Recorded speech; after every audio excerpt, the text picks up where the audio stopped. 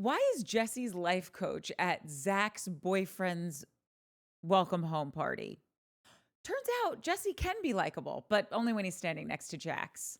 Which reminds me, Jax is back and he still blows. Big Scrotox balls. Welcome to Showmance, guys, the only show on the internet doing deep dives on shows with no depth. Shows as shallow as my effort to keep doing this bit when all I can think about is hashtagging Jason is the new Janet on Mike's forehead with a Sharpie once he goes to sleep. That one didn't go over well. Jason is the new Janet? Is that Yeah, what you because said? Jason's so brutal. This episode, Jason, you really showed your ass, buddy boy. Jason, there's no turning back for you. Anyone that gave you a sliver of anything, Of like, hope that and you I could was be our guy. Yeah, I was at the top of that list. I cannot believe what an idiot you are. What a dumb dick. Hoodwinked. We were all hoodwinked. Yeah. Who called it out first? Joanne Greco? Probably. Yeah. Well, let's just jump in, shall we? Yeah. Okay, this is going to be tricky. I'm not going to sugarcoat it because a lot of this episode is with Trash. Yep, the guy that we really hate. Jesse goes to pick him up from rehab. Now you got trash in your car, just in your BMW. Usually you take out the trash, you don't bring it in. You can put it in your car. It's just, we've said it 1,000 times. It's never going to not be true. Joanne was completely correct. You cannot cure a narcissist. Every single thing that this person says, he is bringing the attention back onto him. You didn't visit me. They didn't do this. Everyone's out. Now he's suddenly diagnosing everyone. Everyone else needs to be in rehab. It's just like, it just does. You are the most gutter person that I have seen on television in a really long time. And I wish the best for you. I want you to get well because the universe doesn't need any more toxic people. But this show is not the platform for you. And that rehab you see within 2 seconds that this rehab didn't. And by the way, maybe not even the rehab's fault. You know what I mean? No, you're a trash. You're a piece of trash. It did nothing for you. You are a completely unchanged human being. Yeah, you paid 30 grand for someone to take a piece of trash and put it in the oven and toast it some more, and now you got toasted trash. It was pretty great because he's always wearing the dumb Jax hat and Jax sweatshirt. And there was some like content creator who was pretending to be Jax, and they just took big white pieces of paper and wrote Jax and put it on their hat and their sweatshirt. I was rolling when I saw that. I think it bothers me so much, one, because it's him, but two, it's just a terrible logo. It's like, could you have put any less effort into starting this company, Jax? Like, it's just, so now you just look like such a doofus with this merch on. Not like the effort Natalie put in to our hoodies we got. Tell Sarah McBride. Dope. Listen, we're still not putting these things up for anyone else to buy because this company that we went with had some mistakes. We would never want you a little crooked. A little crooked, yeah. And also, just like the mock-ups were not true to how it turned out. I understand that sometimes you choose a logo and someone might say, that's actually not going to show up well. And I've worked with a lot of t-shirt companies from working on a million shows that you got to always have a wrap party gift at the end and give everyone a sweatshirt and whatever. And they will tell you, that's not a great logo for this color of a sweatshirt, whatever. This company said, not here. This looks great. Fuck around and find out. Yeah, exactly. So anyhow, I love them. I'll put what the logo was up, but like you just can't really see it in the little crest. But I'll put it up, and she was the inspo for this. Yeah. Not Foof. It was not you, Foof. You're a bad kitten. It was a collab between Sarah and Foof. Foof won't collab with anyone. It's Foof's first ever collab. I don't think it was. Yeah. Foof is a solo act. It's pretty obvious. Okay, so I know this car ride leads us back to the house, which, again, it's more of all of his terrible antics. I did think it was kind of hilarious that this guy acted like coming out of rehab was like coming out of being a prisoner of war. Yeah. He's like, I didn't think I was going to make it. Yeah. But I did. It's like, you had your phone. You were rage texting. Yeah. You're an awful human being. Yeah. And he just keeps proving that when he's in the house. Like, it's actually mind-blowing to me. Yeah. When you watch him, when Jesse, they start talking about the party, Or like Jax being like, well, I'm not gonna take her glasses. I'm not gonna take her plates. I'm gonna leave her my $20,000 couch. And let me tell you something. A woman doesn't need a house like this. She's just a woman. I'm like, this woman's about to go to Jax's in Studio City because I haven't been kicked out. And I'm going to go with Zach. So, Zach, we ride at dawn. And I am going to rip your scrotox balls off of you and shove them down your throat, but not before I spit down your neck. Yeah. Hold on. Zach has the balls. This rarely comes out. It's actually I am from Jersey, in case Jax, anyone look wanted what you made look what her you're doing do. to Chandler. I can't stand him. When he was talking about a woman doesn't need this house, and he could go out on the after show and be like, no, what this roided out arms, but like, no, what I meant is she's a petite little puppy pie face and she can't handle the upkeep of it. She was doing the upkeep when you guys were together. Brittany did everything. You did nothing. You went out and you were doing drugs and you were getting drunk and you were a horrible father and you're a horrible person and you need to get off all of our television sets. He did do the leaf blower. Once when the cameras were on him. Which, That's No, which no, no. all of his neighbors fucking hated him because he did it multiple times a day, not every once. single day. He was like addicted to leaf blowing. It Yeah, was like a he was thing. addicted to leaf blowing, and he was atrocious to live by. Our guy comes once every Monday, and I'm like, how dare you? He comes so early though. No, he doesn't. He comes at like 11 now. Oh. Like it's, He and used I'm to come still early. annoyed because I can hear it through my headphones, and it just everything bugs me. Anyway, I don't want to fucking talk about this guy. We don't have to. Do you know what an embarrassment you are? I don't know anyone like you. You've become a parody of your own self, which is weird because he was actually kind of like that anyways. Like you're a walking cartoon now. Like, do you feel that?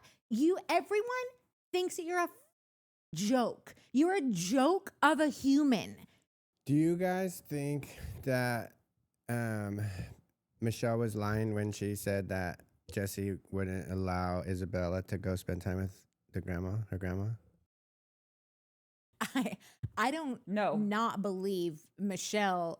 I do wish that she would show us the email because I think people still don't really care about Michelle. So you got to show that receipt. If that was an email and you said, my mom is dying, I'm telling you, girl, if you should take that email to him and say, I'm going to put this up or I want $50,000. Like, if you need money, like this is the time to use it, or show everyone that email because like you got to get something out of this. Like he said that he didn't even know. Like he didn't know she was that sick. And that's what I'm saying. She said that she wrote him an email explaining everything that was going on and asking for Isabella to come stay for a week, and that he said no. So if that is the case, this is why it was weird to me and why I'm asking who do we believe. I remember her just saying, I asked him if she could go spend time with my mom, and he said no. And then he was like, I didn't know her mom was that sick. She never told me that she was that sick. Of course I would not. And like, listen, Jesse has proven to be a piece of shit, but that is next level piece of shit. that's what I'm saying. I 100% believe this is what I think went down. You think that he knew that her grandmother, the mom was dying? Let me just explain something. If I have my significant other coming to me or like, you know, you let's say think I'm Jesse divorced. did that? You think that she 100%. said, my mom's dying of cancer. I would like Isabella to spend a week with her. And he said no to that request. I think this is what happened. I think she said that my mom is, you know, my mom is sick. I would like Isabella to spend a week with her. And I think because Jesse likes to fuck with her, he was like, well, before we do that, we need to have a talk about mortality and all this shit with her. And I think Michelle is not a good communicator. And she probably didn't also, you never want to say my parent's going to die in a week. Right? And Jesse, and this is why it doesn't matter if she said my mom is dying or not. She says my mom has cancer. Stage 4. Nobody think it's not like, oh, my mom has a bad case of strep throat. She's going to bounce back from that. If you say that someone has cancer, you know it ain't good. So to withhold a child from seeing their grandparent who has cancer, I don't care if it's stage 1 or stage 4, is Right. diabolical. So you think that that's what happened? You think that he is being a dick and not, it wasn't a, hey, this is happening to my mom. I would really like Isabella to go spend a week with her. Him saying, okay, but I think we need to have a couple conversations with her first. Yeah. You don't think that was, you think he was just like, I'm gonna with her and be like, no. No, I just said, I think he said, before she goes to spend time with your mom, But we that's need to not a have bad thing. time- So a like, why are we conversation mad about at that? mortality. But we're mad at that? Because you're withholding this thing from a woman whose mom is sick with cancer. Like, you could say, yes, of course Isabella can go spend the week with her. I just would love to talk with her about mortality together as a unit before she does that. You don't say, no, I'm not going to let her go. So you think he said no? Yes. I don't think he said no. I think he said, I would like to do these things first. I don't know if he said it so sweetly, and I'm not like, oh, Team Jesse now, but like, I don't think that the way she put it is how it went down. Or he could have been sneaky about it and just said, like, I don't think he was sneaky. I think she's retelling the story in a sneaky way.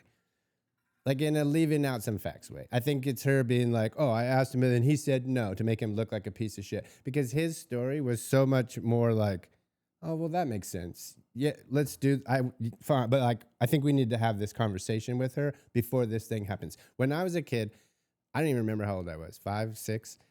My grandpa died. He got hit by a drunk driver and killed.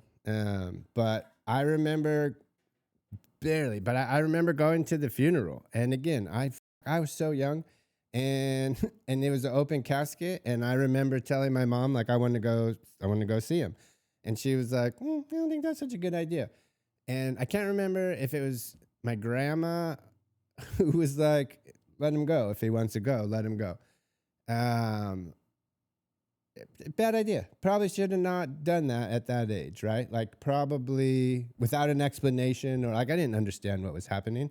I walked in and my grandpa would look like a creepy dead dude in a box. Like it was a little disturbing, right? So that's a conversation you should probably have with a kid, you know, especially. I'm not saying it's not. I'm saying I think Jessie was lording it over her head and saying, yeah, I think he was using it as a bargaining tool. And yes, you should have that conversation. But when you know that Michelle is in pain because her mother is sick, regardless if you know the stage of cancer she's at, if someone says my parent has cancer, my first response is, I'm so sorry. Do you need anything? Can I help? And Jessie's response wasn't that, from what we've been told. And I think that in this situation, he should have said, yes, of course, Isabella should, what he said, she should go spend all of the time that she can with her before she goes, I want us to just have a conversation about mortality. And that's not what he said to. No, it is. No, it's not. He said to them, he said, there are discussions that need to be had before I think she can go do that. Well, he said, I wasn't aware that she was so sick. That wasn't But that's my point. If someone says that they have cancer, do you think that that's a good thing? Do you think like, oh, they're a little sick? That's the dumbest question I've ever heard. Like, it literally is. People get cured from cancer all the time. People get cancer and die the next day. They die years later. Like, so again, like it's you're setting aside that this is his daughter, right? And that he has rules. We're living with someone who has rules that like no one follows them. That he wants to have this conversation with his daughter before this thing happened. So what he said was, whether it's true or not, I didn't realize it was so dire that like it was that the call was, hey, the shit's going south fast. It's going south now. And I think Isabella needs to spend time with grandma now. Like, please. It didn't seem like that was relayed to him. Yes, she has cancer. She had cancer for 1.5 years. She's doing the chemo. Everyone's hoping for the best. No one's sitting there being like, oh, she's going to die. I should probably, like, you're all hoping for the best, right? So what he said was, I didn't know it was so dire. And of course she should spend time with her grandma. I want her to spend all the time with the grandma, but there are some conversations that need to be had first. That seems totally normal. I think you and I are splitting hairs, but it's an important hair. because I mean, I've said it time and time again. I don't need to. We're not splitting hairs. You think he did that to be mean and vindictive? I think he did it to protect his kid. I think Jesse is all about Jesse. So yes, do I think there's part of him that Over Isabella? really does?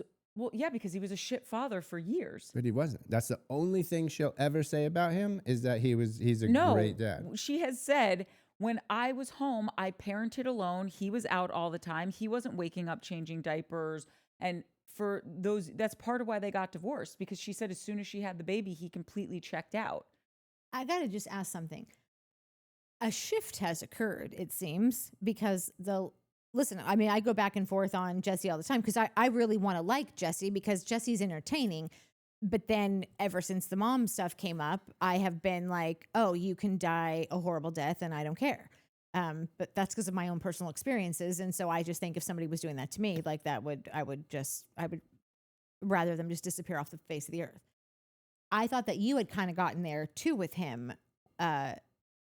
when we just heard her telling the story about her mom and not coming back to babysit Isabella so that she could grieve like the day after her mom died.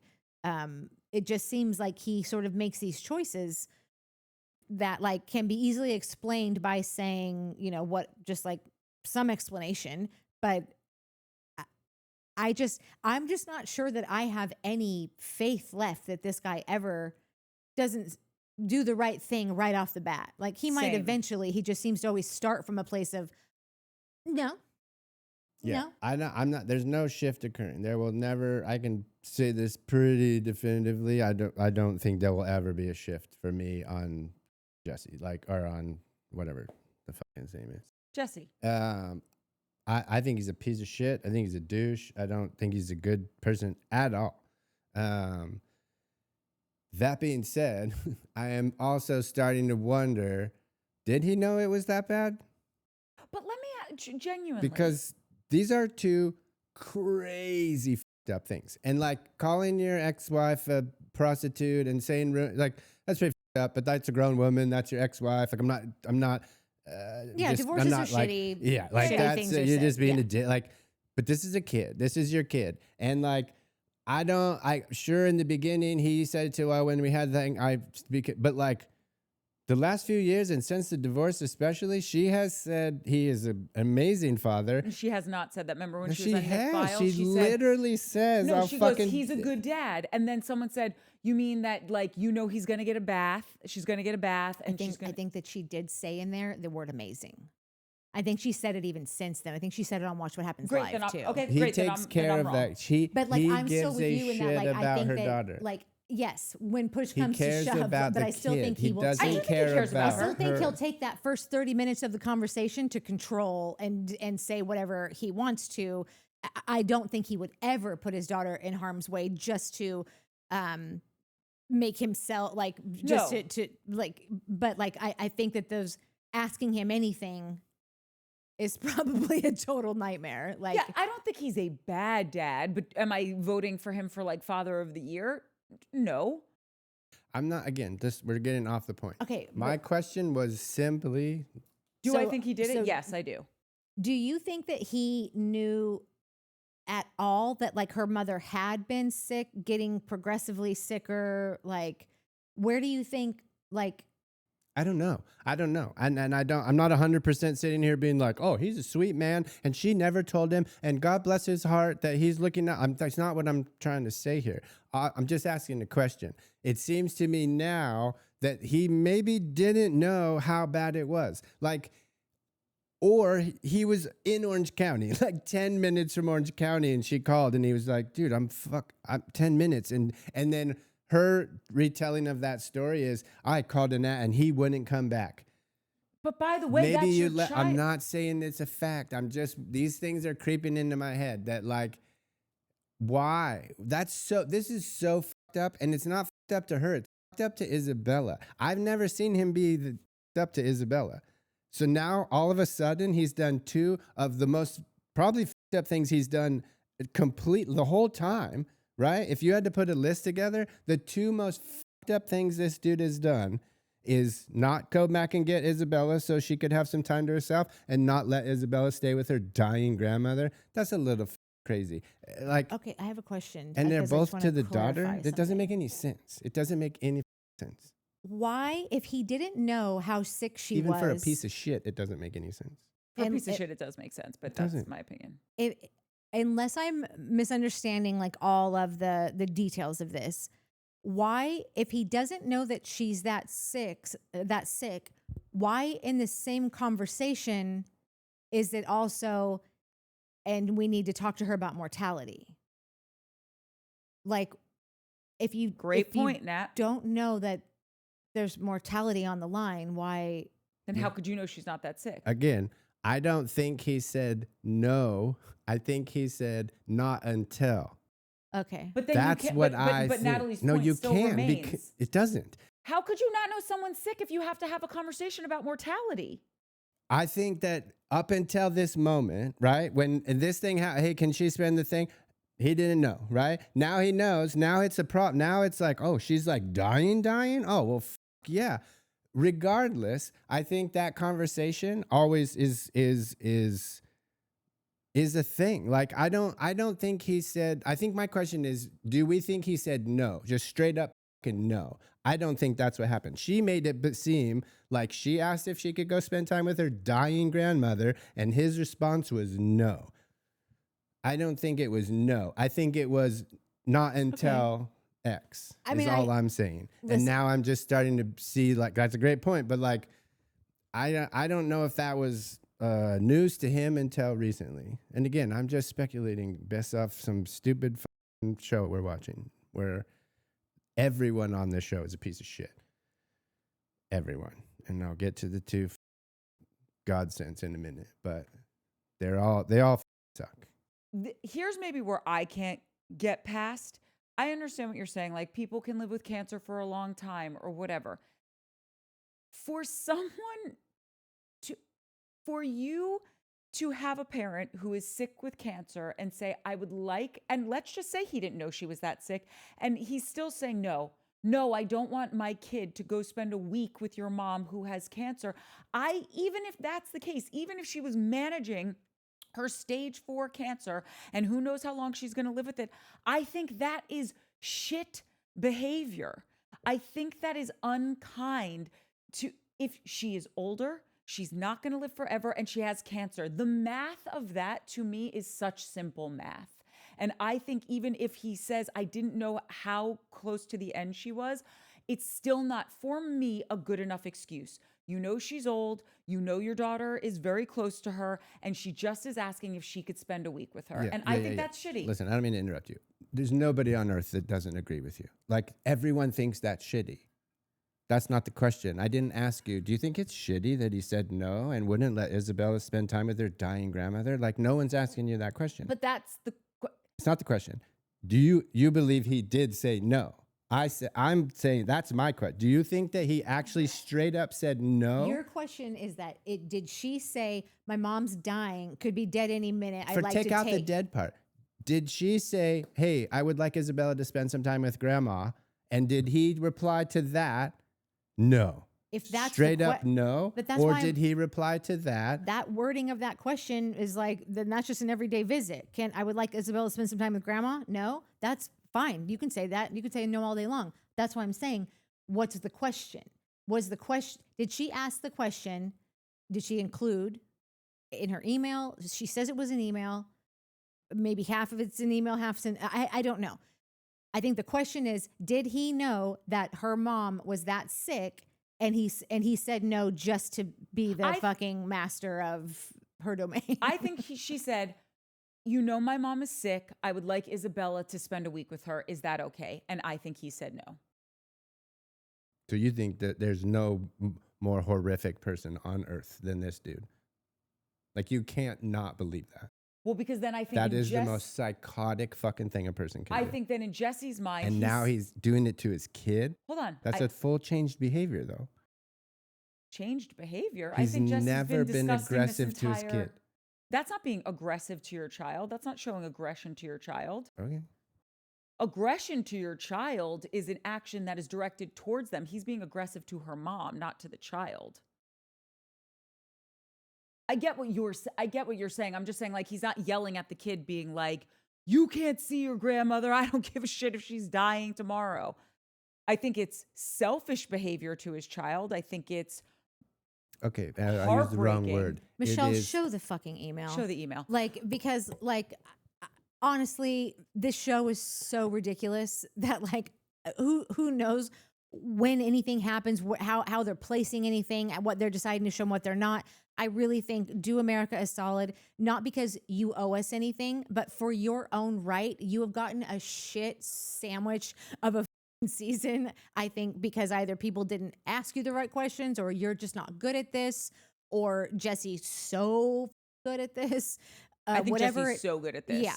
Like whatever it all is, I hope that you shine a light on who this person really is. If you've got that kind of evidence that's just like sitting in your email box. She might as well. I mean, again, like this show's so full of disgusting, trashy ass, lowest depths of hell people. Yeah. Blackmail him. Who gives a fuck? Everyone else is going to do it. Like, come on. But like, the fact that you're not doing it is weird. To what Natalie was saying, though, where like it's almost like plausible deniability, I guess, because I think that makes sense to Jesse's response to Nia and Danny when he goes, I didn't know she was that sick. Because if Michelle does say in the email, like, you know, my mom is sick, can Isabella spend time with her? And he's like, well, it's not your week, so you can just wait till next week or whatever it is. And Michelle didn't share how sick she was. And that is that's the leg I think that Jesse's standing on when he's saying like, well, I didn't know how sick she was. Because that is the thing too, is that she's not, she's not great at communicating, but also imagine being like this is, my mom always tells me, God, you're like, your divorce was shitty, but you think about if you had kids. And I think about if I had to go 18 years and actually like tell someone personal things that like is none of your business, but I've got to share some information with you, hoping that it might make your heart break a little. So you let me have my daughter to take to see my sick mother. I'm sure that there are, I feel sometimes like I go back and forth. In the beginning, I thought that like, you know, it was like a whole tit for tat thing. Like they were really kind of just like playing tennis. Like now it feels more like she is very much ready to move on with this new dude, old Bulgy. And I do think it would be a real nightmare to have to share things all the time of such personal nature with somebody that you just really wish would walk off a cliff. Totally. And like you would never have to see him again. I Or think that has just to be move brutal. to Guam, you know, and you'll come back for the graduation when Isabella Or don't. We only get 4 tickets. Right. I'm remarried. We had another kid. That's Yeah. 1, 2, 3. Oh, and my father's coming. We're good. At Yeah. capacity. Yeah. I imagine there's a bunch of those kinds of things where she has to ask for things and doesn't give the full story. He probably knows that about her too, because that's one thing about Jesse is smart. He even said something tonight where when he was talking to Jax about something and he was talking to Trash and he said, well, now you're just conflating trauma, something like, I'm like, Trading, trauma trading. Yeah. Did your life coach Trauma teach you comparing. that fancy schmancy phrase? Oh, totally. Yeah. Like that's why I always say, like, don't help him. If you're a therapist, turn him away. Do not give him any more tools. Because he's just going to use it. Yeah. So, yeah. I know we're trying as hard as possible. Obviously, I'm failing. Do not talk about he who shall not be named. However, there was a dinner that I would like to talk about because it really shows what we're talking about at the top of the show about how irritated at least Natalie and I are with Jason. And also, I just really, you're going to really come at me for this, but like, I just felt for Danny when he was sitting at that table with these people. And I'm just like, what are you doing here? Like, leave. Dude, it was like, I felt like I was on acid watching that dinner. Yeah, me too. I'm like, why are you all sitting here sticking up for Jax? And Jason's like, and now all of a sudden, Jason, you think you are allowed to diagnose people? You're a lawyer. You're not an interventionist. You're not someone who specializes in addiction. And he's like, and now I just dropped off Jax at rehab. I should be dropping you off too, I guess. Like, you can't even land the joke. And was now the you're saddest fucking setup and drop, and everything about that dinner was like, these guys either hate you, they are not your friends, or what I think, because I'm me, I think was such an obvious, like, these fools have been conspiring on this side and plotting your demise, because I don't even know how anyone kept a straight face while they were, oh, and then you did that. When Trash Taylor, even though he started the sentence, I know I'm the last guy that should be talking, but didn't stop him. And he just kept on going, kept on going. Every stupid thing, like, oh, you've been kicked out of my bar a couple times. Jax, you've literally been like kicked out of your own life. Like, you're kicked out of your house. You're kicked out of your bed with a woman who literally signed a life contract. You got kicked out of Sir. You got kicked off of Vanderpump. Kicked out of everything. You're about to get kicked out of your real job. quick. Seriously, let's not spend an accumulative hour just bashing Jackson Camera. Like, if we have to talk about him, cool. Otherwise, let's talk about Jason and Danny. Like, I can't sit here. I'm sorry, I cannot sit here and go for every 10 minutes. We would go on 5 minutes of just telling this dude who's not listening, doesn't give a He's that listening he's a piece of under the shit. account of Mr. Frank Dremen. How great that he got the name wrong. Sorry, You gotta just, be. I mean, this guy. No, but okay. So if we are bringing it back to the Jason, Danny, all this stuff. Sorry, I can get a little riled up when talking about Trash Taylor, because the things he says are so insanely ignorant. But it's a part of my whole setup, Mike. I'm talking about how all of these guys have a real need to shift focus off of them right now. And Jason is so easily duped that all it takes for him is a phone call from Jesse or a phone call from Jax and saying, this kid thinks he's getting an incredible at it. Your wife's getting a shit at it. Jesse doesn't really want to talk about how he just told his wife, whose mom is dying of cancer, that he cannot take her kid to see for however long. That's such a good point, because there's a scene coming up where Nia and Danny are so kindly opening up this topic to Jesse. They're not coming at him, and they just said, "Listen, we spoke to Michelle. If this is true, like, do you know how sick she is? That Nia couldn't have put it any more lovely package." Yeah. And Jesse, I think, is a very good. He's a storyteller, and he's a whatever, and a realtor, and a realtor. But like, there is a way to approach someone and talk about something in a kind way, and they didn't come at Jesse for that. But for some reason, they think that they can. And Jesse has been way more of a degenerate than Danny has. And so they all, I mean, except for Jason, but Jason, I'm just a cuck. But like, Jason holds no credibility to me, because you're sitting here defending a horrible human being to a guy who, yes, we all agree there seems to be an unhealthy relationship with how he drinks. No one's not saying that. Yeah. But Danny and this other person they're worlds apart in their behavior, yet you are riding so hard for this one guy and coming down so hard on Danny, who, for all intents and purposes, is a good father who goes to work every day. Good friend. Who's a good friend. Like, I saw Jason and Janet talking during Benji's welcome home party, which I have a question about the sign when we get there. Don't let me forget it. I saw them talking and I was like, oh my God, this is why they're married. Like, you know, when they say when you meet someone, you meet their representative and then eventually you meet them. We were meeting Jason's representative. Oh, big time. And we thought, like, and of course, he is a representative of shit sandwiches. He's a lawyer and he knows how to sell, right? And so I think when you start seeing them now more on camera, and then you start seeing them talking, they literally get together like, well, and then he said this, and Jason's like, I know, and he was wrong about that too. It was and nutty. They're so high and mighty. Like, you've never done anything wrong. Yeah. You've done this whole season wrong. You've done the whole first season wrong. Like, you live in a glass house, kids.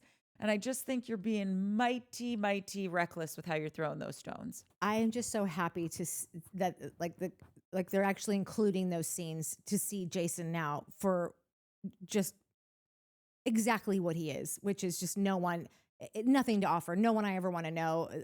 Just snakier than like the people that wear the snake on their sleeves. Like he just is, he's just useless. There's just nothing. When he has the audacity to say, I don't have time for people like Danny to be in my life. Jax, welcome home. Thank God you're back, buddy. Can I help you move out of your old place and move into your new place that you never should have rented? Like he's backing the wrong horse, in my opinion. Yeah. Because, and by the way, because Danny called his wife a snake.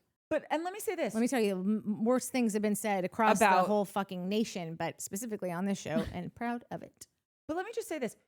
Jason, you don't have to back either of these guys. You can equally dislike these guys if you want. But if you are going to stand by this one person's side who is categorically not just the lesser of two evils, if that's how you're looking at it, he is the worst person on television. Yeah. So how can you ride for that brand and shit on Danny? Yeah.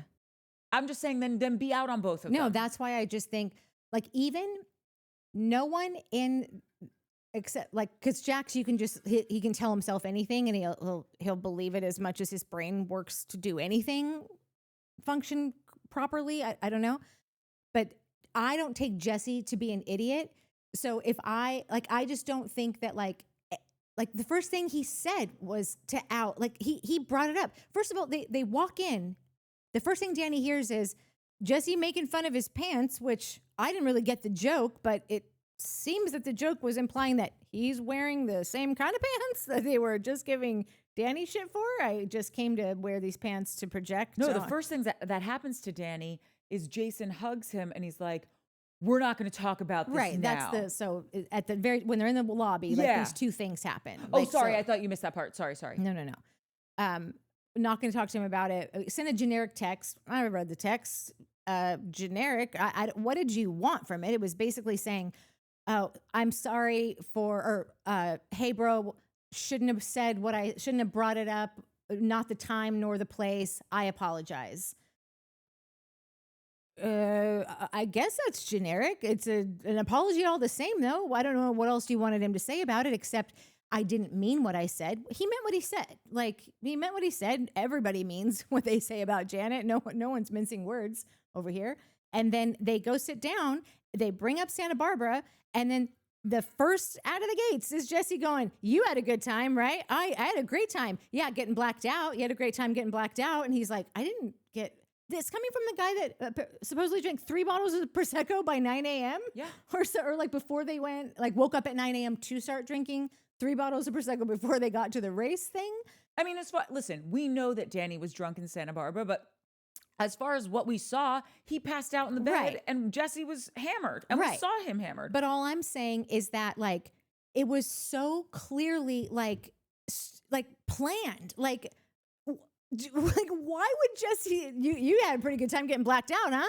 And then Jason starts going on as well. Yeah, we don't. And then Jesse says, we don't call him Dark Danny anymore. We call him Pantry Danny. And Jason's like, I still do. I still call him Dark Danny. And Danny's like, I wasn't even blacked out. And he goes, God, you're in such denial. Sitting next to Jesse and Jax and some business partner who I've never seen before, who starts chiming in like, why'd you guys take over the bar?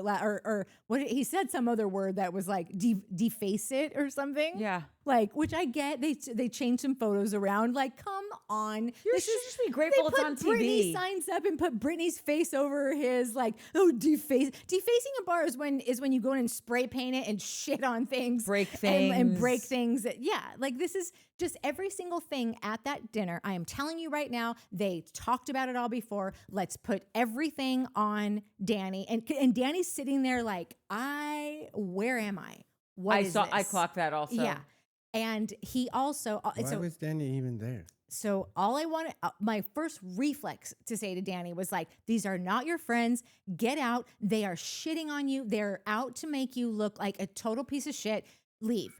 And then I thought, no, fuck that. Why if this show and this platform is providing anything substantial for you and your family, that's all they want you to do is...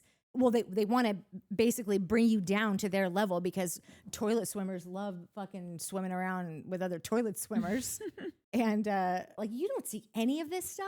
Like, you think Danny is deserved all of this, and it wasn't the weirdest scene you've ever seen? Well, I do. Okay, What- I'm what- just gonna I'm gonna just hand it over to you then, because Yeah, because No, you said I- you had a theory on Nia and Danny. No, I just like I feel like we're sitting here telling everyone the ocean's full of water. Poop smells. Like sometimes I don't know about this show, and everyone on this show is a piece of shit. And why did Danny even go to this thing? They've been shitting on him for weeks and weeks and weeks. And you're gonna go to Jax's out of rehab thing at a bar? What? Why are you there? Nia, why are you speaking to these women? Why are you two, the golden angels, the purest of the pure, why are you spending time with these people? well, Why? they're on a show. Exactly. So I don't trust anyone. I don't trust anybody. They're all here getting a cash grab on their little Bravo show, trying to be celebrities. Danny's doing his thing. He didn't get famous. He's got his complex, and now he's so jacked on this celebrity that he's going to put up with this shit. You earned it. That's disgusting to me. To work in the business for 20 years and then be bummed that you got a reality show on Bravo? That you're on a reality show that is treating you like shit and damaging your name and your Right. family and your wife and your kids, you like just roll over? everything that you've worked for. So just roll over and let everyone Roll else get over. rich off the What spoils, he's and doing then like now is rolling over. I think he's showing up, and I think when Jason said that thing, we're not cool. He's like, okay, did you see him go? No problem, got it. And he looked right up at him. And Jason is like 6 feet taller than him, and he's looking straight up at him, confident, like, I have done nothing wrong here. I don't care if you want to, oh, you're withholding anything from me, Jason, you little pussy. Oh my God, what a pussy. I wanted to deck Jason in that Yeah. scene. Jason, Absolutely. oh my God. At least, like, you're no one. Like, at least. None of these people are anyone. Like, Okay, why do you are want to quit this so show? Are we not doing this show emotional anymore? about Like, this? you got to tell me, what's our intent here? What's our intention of doing these 2 hours? Like, what's it? What are I we here to don't do? know anymore. I truly don't. I don't know. But all we're doing is picking a person, telling them what a f***ing asshole they are and how shitty they are, and then going to the next person and telling them how shitty they are, Well, and that's going what I to do the every next week, and you person. But it's sometimes are fine not. with it. It's not what we do every week. Well, it's what I do. I'm always telling people what All right. shitty. Then I shitty apologize. users they are. Carry on. Please just go on with your take about Danny. You think that he is as much of an alcoholic as you ever did? No. What do you think of him? I don't trust him and his wife. I don't know why they're friends with these people. I don't know why they keep showing up just to be on a TV show and get railed and lied about. Like, all these things you're saying are true. But to me, I'm not like, oh, I don't know. I'm wondering, right, then why are you there? Why did you stay? Why didn't you get up and leave? Be a man. Knock these out and walk the out. Oh, you're a Christian. You don't do it. Fine. Get the up. Walk the out. Say something. Don't giggle. Don't be like, okay, and look up. That was a nervous, like, what do you mean we're not? That wasn't a cool guy I thing. didn't take it that way at all. This guy needs to sack up and bounce. Nia needs to go full on. She gets halfway there with her like, this is how it, and then goes softy. What are we doing? Could it be? Why are you friends with these people? Why are they Why friends with these should people? they get a show and he doesn't? Like, if you got to I break don't this give down a to work. fuck This is about the work. This is work. show. Well, Why it's are a they show. It's a friends job. with these people? You got to take this show down to you go to AGT every day. You say, I've got 3 kids. I'm dying to have my 4th, and we're looking at houses. We put an offer in today. And you go to work, and everyone is a gigantic dick to you. Everyone basically tells you you're a piece of shit. You've ruined everything. The show is horrible because of you. Whatever kind of like a side-by-side, like Comparison whatever you it could is. come Yeah. up with. There whatever isn't it one, is. though, because I'm not on TV. Let me put it to you another way. I'm telling If I you to came look at it here as a twice a job. week, if That's I a came job. here twice a week, Yeah. and 500,000 people watched our YouTubes, and every time you guys were here berating me about being an alcoholic and a fat junkie and all these things, I would not come back. Do you have 4 kids And I and a would mortgage bounce. and a wife that you promised the world to? I would find another job. I would not be. Denny seems fine. He was fine before the show. What happened? Now he's all poor and broke? You think this show's paying him a ton of money? Like, whatever, dude. I don't know what this show is paying him. I feel like it's something. His wife, they both have to be getting they're- $100,000 each. Exactly. That's His an extra wife has got one $200K. too. It's an extra $200K. Imagine all the deals they get off of that. Listen, that's Imagine fine. you I don't watch have their to podcast. like prostitutes. I don't have to like people who whore themselves out.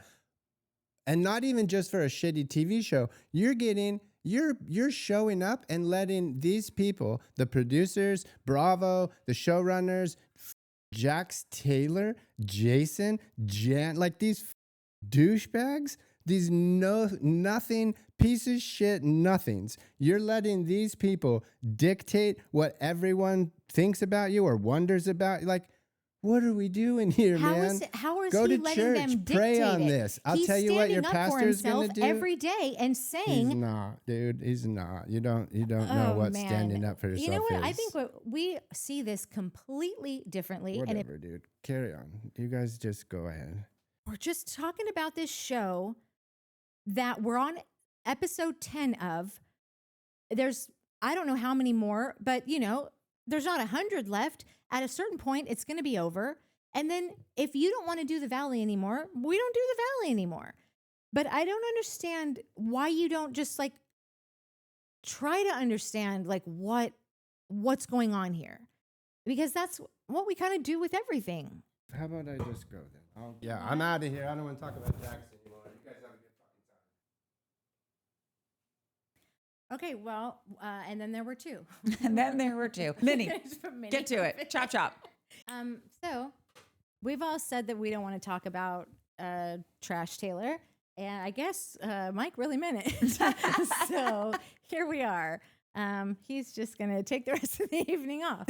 And Trash can do that too. Look at Brittany, So anyhow, we'll continue on. Yeah, look what you're doing to Chandler, Jax. Yeah. Okay. I feel like we were talking about the dinner scene. Yeah. Yeah? Yeah.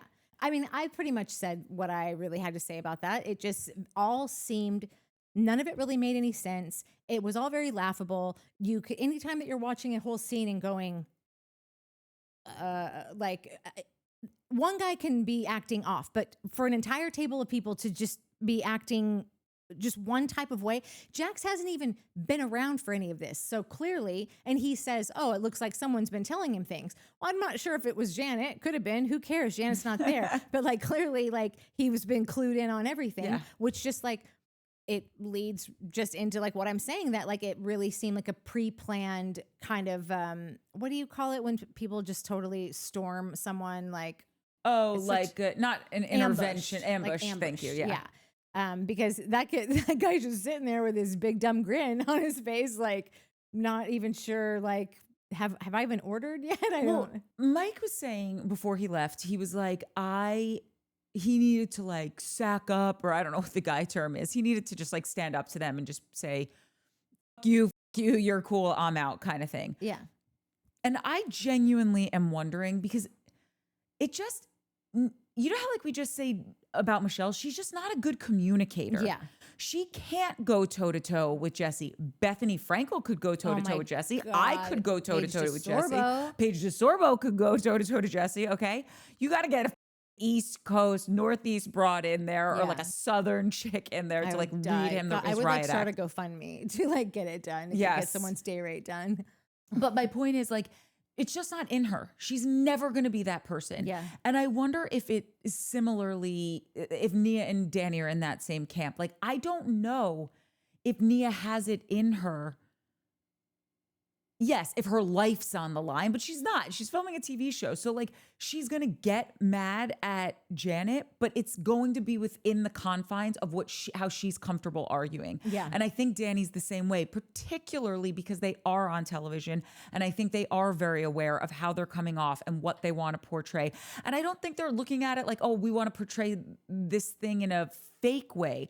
I think they're really dedicated to being for whatever this means. Like Luke said it earlier or later in the episode, he's like, this is a good Christian couple. And listen, I'm not religious. I have my feelings about religion, but I know what he means. Like you can meet someone and you're just like, wow, what a lovely Jewish family. What a nice Christian couple, you know, whatever. And I think that is genuinely who they are. And I don't think he has it in him to stand up and be like, you piece of shit, and let me pull your soul apart right now Yeah. and light it on fire, because that's what I think of you. Yeah. It's not who he is. It's not who he is. No. And so I I think also he just was. think he walks with more confidence than that anyways. Like, Danny. Yes, Like, like- I just think he's been, dude, if anyone like can take a beating and just keep showing up today, chin up, is a fucking actor of 20 years. Yes.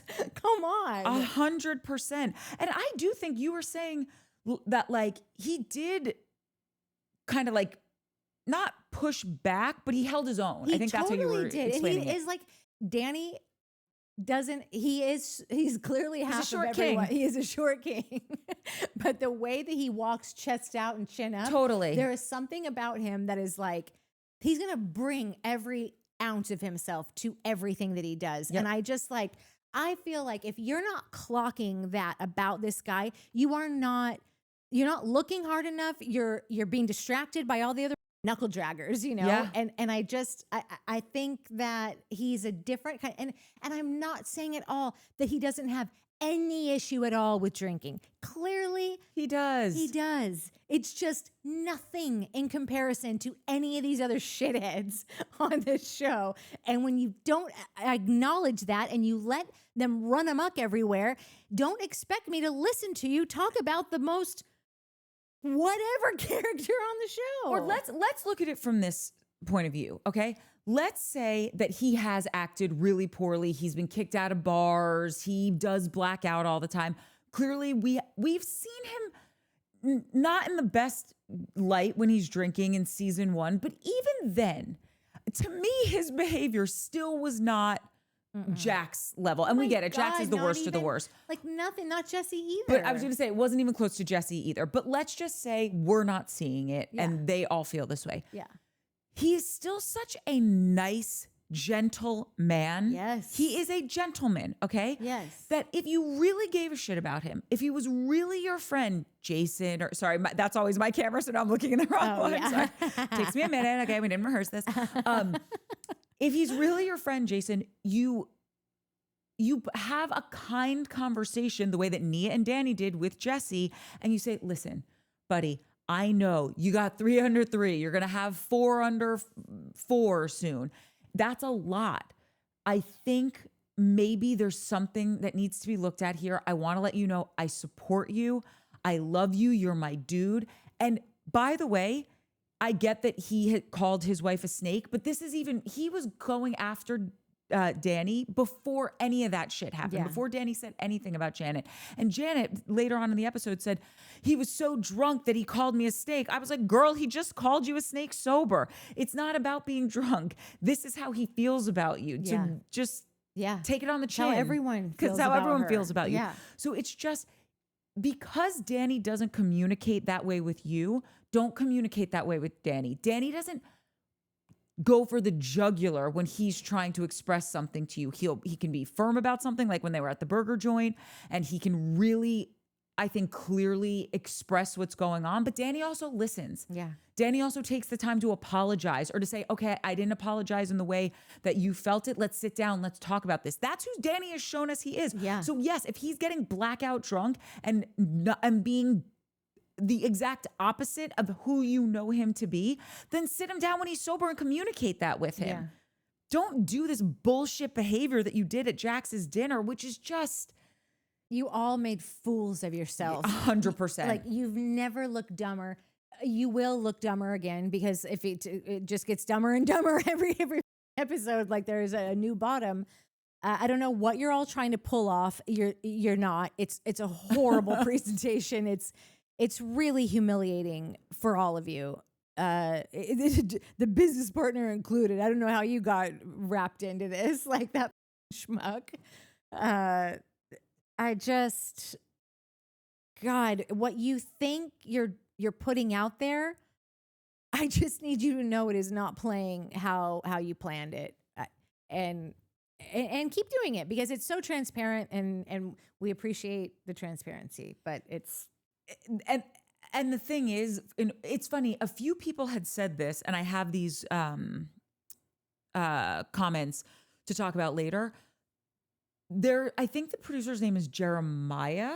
People keep talking about him. I don't know who this guy it is yeah. either, but a bunch of people Yeah. had brought him up, and they said it's the same producer that, like, quote unquote ruined VPR, the same producer that Southern Charm had this last season, which we all agreed was a terrible Southern Charm What season. was the ruined season on VPR? Was it the last one? I think everyone kind of agrees that this last season on Vanderpump, it just Yeah. like everything came No, apart at the I seams. agree. So if he came for that, okay, yeah, that would make sense. And then they just push posh stuff together. Like they almost are. It's like you didn't have a plan going in, so you're fixing it in post. Totally. It's like they're building the plane as they're Yeah. flying it, as Yeah. opposed to like being prepared before they head into the game. Yeah.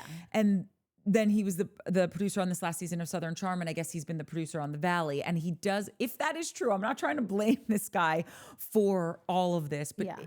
it does kind of seem like maybe your touch is wrong on these shows and you're not dialed into what the audience actually wants to see.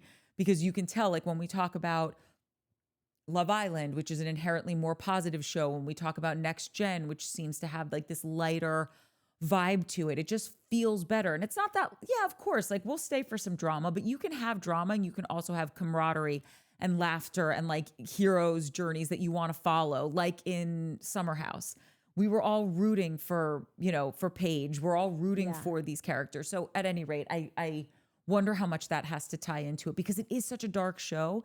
And you do have to overhaul so much of it. Yeah. And people keep saying, oh, it's the cast. Yeah, totally. It's the cast. But I also now think it's got to be people behind the camera as well, because the Yeah. cast isn't just showing up and not taking direction from someone. Yeah. This would be the same producer as Southern Charm, because this is what you had us doing, having to figure it out all for ourselves. Oh, right now there's a rumor floating around that Carl is dating Venita. Don't start with me. It's not even season yet. Yeah. Let me have my hiatus, okay? You assholes. Let it lie, Yeah. okay? Nick Viall brought up, and he was like, I don't even know if this is true. Like, there's so much like Bravo crap out there. And I personally think that Bravo puts stories out and then just sees how they're reacted to, Yeah. and that helps their decision-making process, which is not a horrible move, No. but it's also just sort of like, you get us all up in a tizzy about something that was never going to happen, or like, well, it's not going to happen now because you're a tizzy. I guess we're all contributing. We would like our paychecks for those tizzies. Yeah, we want a paycheck. Yeah. Specifically Showmance wants Yeah. a paycheck. Totally. I would love that. He said that he had seen that they were planning on doing, like, the next season of Love Hotel was going to be Shep, Carl, Jesse. Someone said on Nick's staff, I feel like they were like, but he's got that girlfriend. I think Wait, Jesse has a girlfriend? well, Jesse. Oh, not Jesse from. Oh, I'm sorry. sorry, Jesse from the Valley. The Valley. Okay. And they said Jesse has that girlfriend, and I feel like it was Natalie, Nick's wife. I mean, it was like he would, for TV, he'll break up with her, not a Honey problem. Yeah. But he was saying it. See, he opened it up by saying it looks like Bravo's investing in Jesse. They're putting him out there more. They want to put him on this show. They're like, basically what I got from just like the way that he said it was what I have been thinking already, was it seems like they are really trying to shield Jesse from things. There's been an entire uproar, with Jax, and everyone, like, I think Variety and I think the Daily Beast, those are just like the two off the top of my head, have put out big articles about like, it's time for Jax to go away. Like, that's it. That's a wrap on this guy. What are you doing? What are you doing? And the way that they let Jax come on to watch what happens, and like Andy will definitely ask questions that are He like, did, yeah. he asked He his started the questions. show. Yeah.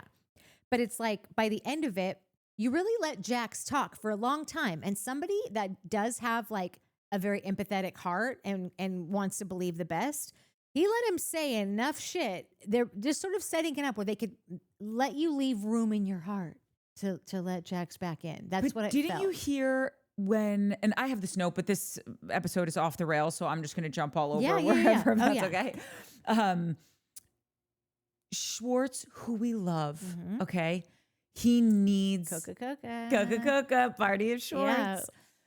He does really need to start distancing himself from Jax. And I Mm-hmm. think that Schwartz is such a sweet guy that like he's dropping hints on the show where he said, you know, don't, we're not roommates. Or, I you know, didn't come here with him. I didn't come here with him. When Jax in his confessional was like, man, I couldn't believe I couldn't believe this is such my dream scenario. And he's likening it to like his old party days, which is how you know he's healed from nothing. Yeah. He's not changed at all. He's going to use this as like his smash pad. And he's like, and I couldn't think of a better guy to do it with than Schwartz because he's my best friend. And you know, Schwartz is like, I am not his best his best friend. And even on Watch What Happens Live, Andy said to Schwartz, do you think he's really changed? And Schwartz said, no, but there's always, you know, every sinner has a past and every saint has a future kind of answer. So it's like Schwartz straight up said, no, he has not changed at all. So if anyone is watching and listening to this stuff with any modicum of sanity in their brain, they are not going to be willing to give him a second chance. I feel like they are asking Schwartz to, okay, we here at Party of Schwartz would like to make a formal announcement. Yeah. Our sort of mission statement is to get Schwartz on the Valley because the Valley is in such dire, like, need of light. It needs light. And if you don't see the light in Schwartz, like it might not be, if you could go and make a brand new light and craft it from nothing, sure. Not the way Bravo works. Like they want a familiar face, they want influencers, they want people like you either know them or like you've heard of them and you want to know them. Or like it's just like that's how they cast shows. So we just think that Schwartz could really help this show. And it seems like we're not the only ones. It seems like Bravo thinks that too. Yeah. And they are putting him with a guy who I asked Mike the other day, like, if he doesn't go, like, I'm not saying that like how everyone is always like, oh, he helped develop this show, whatever. Like, I don't think that really means a ton. Means nothing. But you could give someone like you know, you've basically booked them for 2 seasons, 3 seasons, whatever it is. Since shows have no budgets, I could see that it would be really hard to pay someone that was not also going to come to work because you would also have to pay another person to take that cast member's place, and then you're paying double for one. So I understand that is more so an issue now than it really has ever been because it's just the budgets are getting slashed more and more and more every year. So I understand it'd be the worst time to do that. But if there was a morality clause, then you could fire him and he gets nothing. But is there do that. one? I like that idea, Bravo. I totally like that too. But if I'm Jax Taylor's agent, do I say no morality clause? We're not signing because I'm like, he's going to break it. Jax needs Bravo. Bravo doesn't need Jax. That's so there's true. no, and Andy has said this ish. Bethany Frankel has definitely said this. I've said this on this show before that you want to fucking play with us. There is no negotiation. We're not playing. This is what we're doing. And if not, don't let the doorknob hit you where the good Lord split you. So Jax was just so desperate to be on TV again. There's no way that if they came back and said, well, we have to put this clause in, that he's saying no. Yeah. Because he was just No, desperado. I agree too. It's just like a world of fucking like wondering of like what is going on here. Then the other thing about that, the other thing I'm wondering is just like, it seems to me that so many people in some fashion are kowtowing to Jax when Mike's like, why is Danny even at this dinner? I don't know. Why is he at this dinner? He was on the call sheet. He was on the call sheet.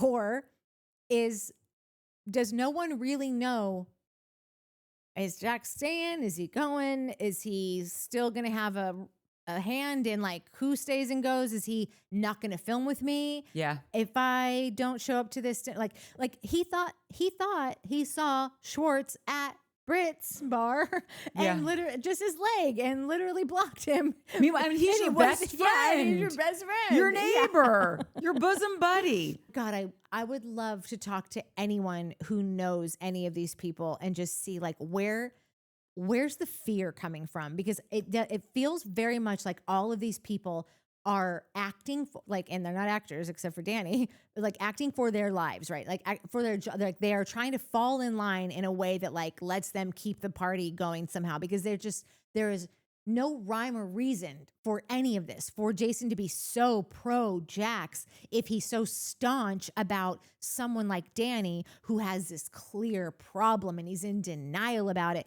But thank God you're home, Jax. Oh, I miss you so much, Jax. What can I do for you, Jax? Can I help you do anything? Oh, you took your wife's computer and she wants it back. I'll go get it. I'll go to your house and get it and bring it back to like, what is like, this is not like, listen, sorry to give this like masculine fucking energy shit, but like, that's not a man. Like, that's not a, like, you don't like these dudes, none of like, even Jesse, what do you do? Like, I just, the whole. You didn't talk to Jax for 20 years. You only became friendly with him again because this show became an option for you and you wanted to do it. And now you're still sticking by him, even though you know he's just the worst of the worst. Yeah. And the only thing about him is that what you said earlier about him being the only time that Jesse is ever the good guy is when he's in a room alone. The with only Jax. time he's likable is when he's next to Jax, truly. Yeah. And when he's standing there and Jax is saying all that shit about a woman, give a woman a proper place that a woman should be, and a woman with a child that can have this. Get a house for a woman. Yeah, like he said it so many times. Let me tell you, if Schwartz was in that room, he'd go, sure, even though Schwartz is so like, aw shucks, you know, he would have that nervousness, but he would go, come on, man. You know, he would do that. Jesse just stood there and was like, go on. Like, because Jesse bury loves yourself. Bury bro. yourself. I will take your spot. All we need is one villain. I could do it pretty good. I want to say two things about all of this. I want to say two things about everything, and it's never two, it's 20. So let's just be honest, because we're all friends here. One thing is about Schwartz, so don't let me forget it, it's just funny. But the other thing is, if we just, not to beat a dead horse with Danny, and because I'm trying to put myself in these people's shoes, okay? Yeah. Both you and I, and Mike, if he was here, I think would all say, like, we have all worked so hard in this industry to get something going, right? Because we love this industry and we want to, there's a myriad of things that we could do, and we'd be thrilled if any one of them took off, okay? Now, I'm putting myself in Danny's shoes, but like as myself. Like, I'm thinking, okay, the producers of The Valley have come to me to be on the show. And do I know all of these people are degenerates? Do I know everything that we know? And not all of these people. Like, I like Kristen. Luke seems like a nice guy, whatever. I don't know. I'm 43 years old. I want to buy a house more than I want to breathe my next sip of oxygen, okay? Which is not healthy, but it's true. And I know that this could get me there. And maybe like I could be this one, because I don't think I'm that negative, and I do think maybe I could create some good TV, and maybe someone would see me to do something else. Exactly. Or maybe this is a launching pad for something else. Like, I don't know if I would say no. You wouldn't. And then you're not an idiot. You didn't come this far just to come this far. Right. When like after all of that work, something is handed to you where you are a featured principal, like on a. How many shows are being handed out to 40-year-old actors that we don't know who they are? It's true. So it's just like, if you do the math of all of that, like I could see myself putting myself in an unsavory situation so that I could maybe become a Stassi, a Paige, a whatever. I'm not saying that like a no shade to them. I think what they've done with their careers is amazing and I applaud them. Yeah. I'm just saying, like, get some sort of like, holy shit, I made it out of a really hard, toxic environment to make it out of. And like, I'm here and I have a podcast that's successful and I'm hosting Love Island or doing what, the things that would like make my heart sing. Dude, I feel like all that Danny has done has made the best out of every single opportunity. He doesn't say no to things. He's driving all over goddamn town. I'd have a drinking problem too if I was working that hard. I'm just kidding. I'm kidding. No, I'm not. Totally. We're not ever saying that he doesn't have something to look at, but like I see how that sausage got made is what I'm saying. Yes, 1,000,000,000%. And he is just so the product of all that. And now he has this thing. And like for him and his wife to both be like main characters on a cast and like buy a house and buy a house and have a fourth child with your beauty queen wife. Like this shit is not cheap, my friends. Like No. you don't work, like imagine, okay, say that like all those 20 years were like, they were perfectly great to him. But like, just like they were never, they were just one-offs or just like, there was just no security in any of They it. weren't Never perfectly had great, health care for an extended amount of time. Yes, because of all that. Yeah, all of that shit. And then you get this opportunity and you're like, okay, so what you're saying here is I could, take my dignity and go home right now and roll over and let these other morons make all of this money and buy the house that I want to buy and have the next kid that I'm trying to have and all the things like, and they're eating shit on this show every day and just being absolute degenerates and doing whatever they want. And I've been out here doing it right this entire time, doing everything I can to provide. And like, I'm just going to roll. Like, no, that man does not roll over. You do not work this long and then go, these guys are being mean to me and I don't need this. And I'm going to keep my head held high and walk on out of here. Like, I'm sorry. I could see any of those other twats doing this like way, way before someone like Danny does. Like, you just don't get that far to get that far. Yeah, and it's like you've worked your whole life realizing like I've done everything right. And by the way, I don't think he's on the show all of a sudden being a Jax Taylor, right? And he's just like, listen, they're going to cast someone in this role. Exactly. Someone is going to make that money. Is it my dream job? No. Does it mean that we can have health insurance? Does it mean that this monkey, this money noise, this monkey on my back that has been there since the day I came out here gets quieted for fucking 1 year, 2 years, maybe 5 years? Maybe we can parlay this into X, Y, and Z. Like, let's roll the dice, dude, because we are bursting at the seams in this penthouse condo. Yeah. I have a kid sleeping in my family room. And also, I'm not crying them a river. I'm not saying, oh, poor them. I'm just saying an opportunity presented itself to them. They are clearly hard workers. They took it, and I'm not mad at them for it. I'm not, and I can't say that I would do anything different. I swear to God, you wouldn't, I wouldn't. And I hope, I wish that like some serendipitous, like just like I hope for them the biggest brand deal that anybody on that show gets. Do too. And just like and I know that a lot of Cover times of Parenting Magazine. exactly, something with their babies, something with. I hope he runs for mayor of Valencia. Same, or Santa Clarita. Yeah, or he gets a key to the city. Yeah. I just think that he knows as well as anyone does how you always say one hand feeds the next. Other. Yeah. And that there is no more single income hopes and dreams anymore. Like you got to have 5 things on the burner in order to know that at least one of them is going to work out. Totally. And I understand what Mike's talking about when he says, what are you doing on the show? You're so much better. They're shitting all over your life. Like this seems fame hoary. And I understand that sentiment. I just think it's so much bigger than that. So much bigger than it's that. Also easy to, and I believe that Mike would walk out of that situation. I do. I do too. But I'm just saying, I don't know if I could, yeah, because I wouldn't. I want financial stability in my life. And if I believed that I have worked so hard in this non-linear path and something has come to my doorstep that could maybe be it. And for the 21 years that I've been here, knocking on doors, putting out content, doing stuff with you, with Mike, with whatever, like coming so close, so fucking close, so many times. Yeah. To like the joke of it. Okay. Like I'm going to tell you how crazy, like, and you know this, but people watching don't. I was up to be Lindsay Lohan's best friend in Just My Luck.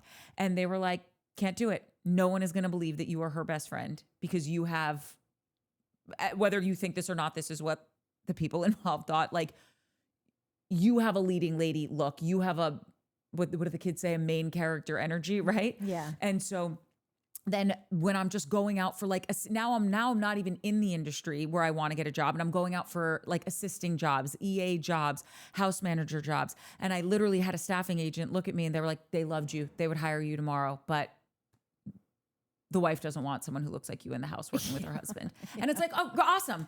So I can't fucking get my dream job. And now a job fucking eating shit, running errands for you that I don't even want to do, I can't get. Yeah. So yeah, when Bravo comes to me with that contract saying this is what we want to do, I'm probably going to fucking sign on the dotted line and do shit that I didn't want to do, because at least I'll be making money and I'm in the industry in some capacity. Does that make sense? Yes. Yes. Yes. And as someone like Danny would know that better than anyone. So the other thing I wanted to say, and I had like the headiest moment when I was watching Schwartz this episode, I was like, because obviously we know Natalie really loves Schwartz. I also love Schwartz. But you were the one that's like, really? No, like Party of Schwartz. Like, let's do this thing. And I'm fully on board now, because now I'm so you get it. You get it. I fully fucking get it. It's not about like crowning him king of like all that's good. It's about, you see this show? Would you like to be on a show? We could really use you over here on this show. But I'm having this moment watching, we could really use you on the show, but I'm having this moment where he's saying things in this episode and I'm like, hey, that's also why Natalie likes me, because I'll bring over the nice plant and the nice vase that has a nice meeting. Yeah. Or like Jax is climbing the stairs complaining about it and you hear Schwartz in the background. I like the steps. They keep you young. Exactly. Every time I come to your place, I'm so mad that they've locked the I know. steps. I say it every time. I'm like, but I love the steps. Use it or lose it. I Yeah, say it that's every what time. I think too. I know. And I'm I like, oh always my take those God, steps. good thing I started to like him, because I think I might be him. not the bad things, not the bad things. No, that is, oh my goodness. But just like Oh my God, I can't believe I never thought of that. Because like neither of you will ever really take anyone down. You'll say just enough, but like not enough. Yeah. Like you know, you can. like you might, and also like you might think they're like some dimwit, but then all of a sudden they use like some SAT word, and you're like, Oh. not as dumb as I thought. Like I just had a moment where I was like, there's some similarities here. Anyway, back to the app. I think the last two scenes are the party, which, here was my question. Why did the poster say deported, not deported? Dude, I kept thinking like, did I misread it, or was it departed, not deported? Yes. But I rewound it and looked at it, and I think they're the same word. I did too. I watched it 2 or 3 times and got this. Yeah. Okay. Yeah. If anyone knows what it means, let us know in the commentos. So we've got the party, and then it's basically the end is like Brittany coming back to the house and seeing all of his stuff gone. Is there anything? Listen, I know we don't want to talk about him, so I'm happy to sidestep the Jax of it all. We know he's he did this bag. exact same thing in every single scene. Yep. He said 15 different things every single time that you were like, "Oh, you are so dumb! Oh my God, Yeah. this is the dumbest thing I've ever seen." They were all pretty much the same, so that's why I don't think we really need to talk about Same. those scenes. I want to say one thing about Zach. I think that he is having the best season of his life. Same. And I think that Benji has made him a better person. Oh my God, I agree with you. There's something that shifted in him. I think that he's more confident and more relaxed. Yep. And it's not, he'll still cut a bitch, but like the cuts are they're more organized and precise. He's also You not know? trying so hard. Yeah, no, he's not. And I think that he's really come into his own Me this too. season, and everybody is seeing him. I heard him he was with the Crappens guys, and he said something like, I feel like they asked him like, what do you wish everyone knew about you? Or like, or maybe he even was talking about, I can't remember how it came about, but he said, I want everyone to know that I'm the tallest person on the show. He's like, they never put me in the scenes with the people that it could really showcase. I saw he was it. taller than Jax. But like just today, Yeah. or just this last episode, I think for the first time, I saw him pretty much with everyone by that party. Yeah. And I'm like, you've got at least a couple inches on every single dude Yeah. there. I think that he's 6'4". I think that the next one is Jason, who's 6'2". But he fucking taller Yeah. than everyone. And I love that. I love that. You know what else I loved about him from this episode, but specifically the Benji party? Yeah. I have said from, I think the first episode, like Zach seems like the friend that you want to have. Yeah. He will help you move. He will stand up for you. He will pick you up at the airport, Do you remember etc. when they were at last episode when they were standing around in Brittany's kitchen eating all the fast food. And like, she just like had one moment where like she started to kind of go down and Zach was across the room. And I think maybe Michelle or Janet, one of them was standing next to her. And the second he saw her just kind of like, he goes, hug her. Like, because he was like, there's an island between us. Yes, I can't get there soon enough. She's going down. She needs Get it her. right now. And like, I think about that all the time. Ever since I saw him say that, I'm like, that's who he is all the time. Like, I don't know why. I don't mean to say that like I've met him and I know him to be like this perfectly like bleeding heart, whatever. But like, I think that he's a great friend. Me too. And I think he's smart. Yeah. I Oh my think God. He's Yeah. well spoken. Yeah. I think he can crack a joke. He's got great one-liners. And I just loved how he spoke to He Who Shall Not Be Named when they were in the kitchen. And he did not get nervous. He did not stand down. He did not raise his voice. He got his last licks in. Yeah. And I just was so proud to be on team Zach, just as like a character on this show. Yeah. For how he behaved there. And he had his girls back. And it was just, I just thought he was chef's kiss in that moment. And I was so happy for him to also have that kind of moment at the party that was for his boyfriend so he can go home. They can have good welcome home sex and like, you know, just be in love. Yeah. But I totally think you're right. I feel like, you know, love changes people. Yeah. It's like all and listen, it could just be like, oh, he's in the second season. He's figured it out and whatever. But I just think that love looks like makes everyone look better. Totally. You know, like love looks good on anyone. And he just seems like, I don't know, it's like a filled void. And so he doesn't have to get so irate about so much shit because it's like not that important to him anymore because of this person who's come into his life. Yeah. And then the other thing. Did you want to talk about the Janet Nia combo at all? I mean, it was kind of a nothing burger. It just felt so much like Janet just dipped out the second thing she did. got. It seems to me like they have such a bigger plan going. And even Kristen, dude, I didn't even think about this.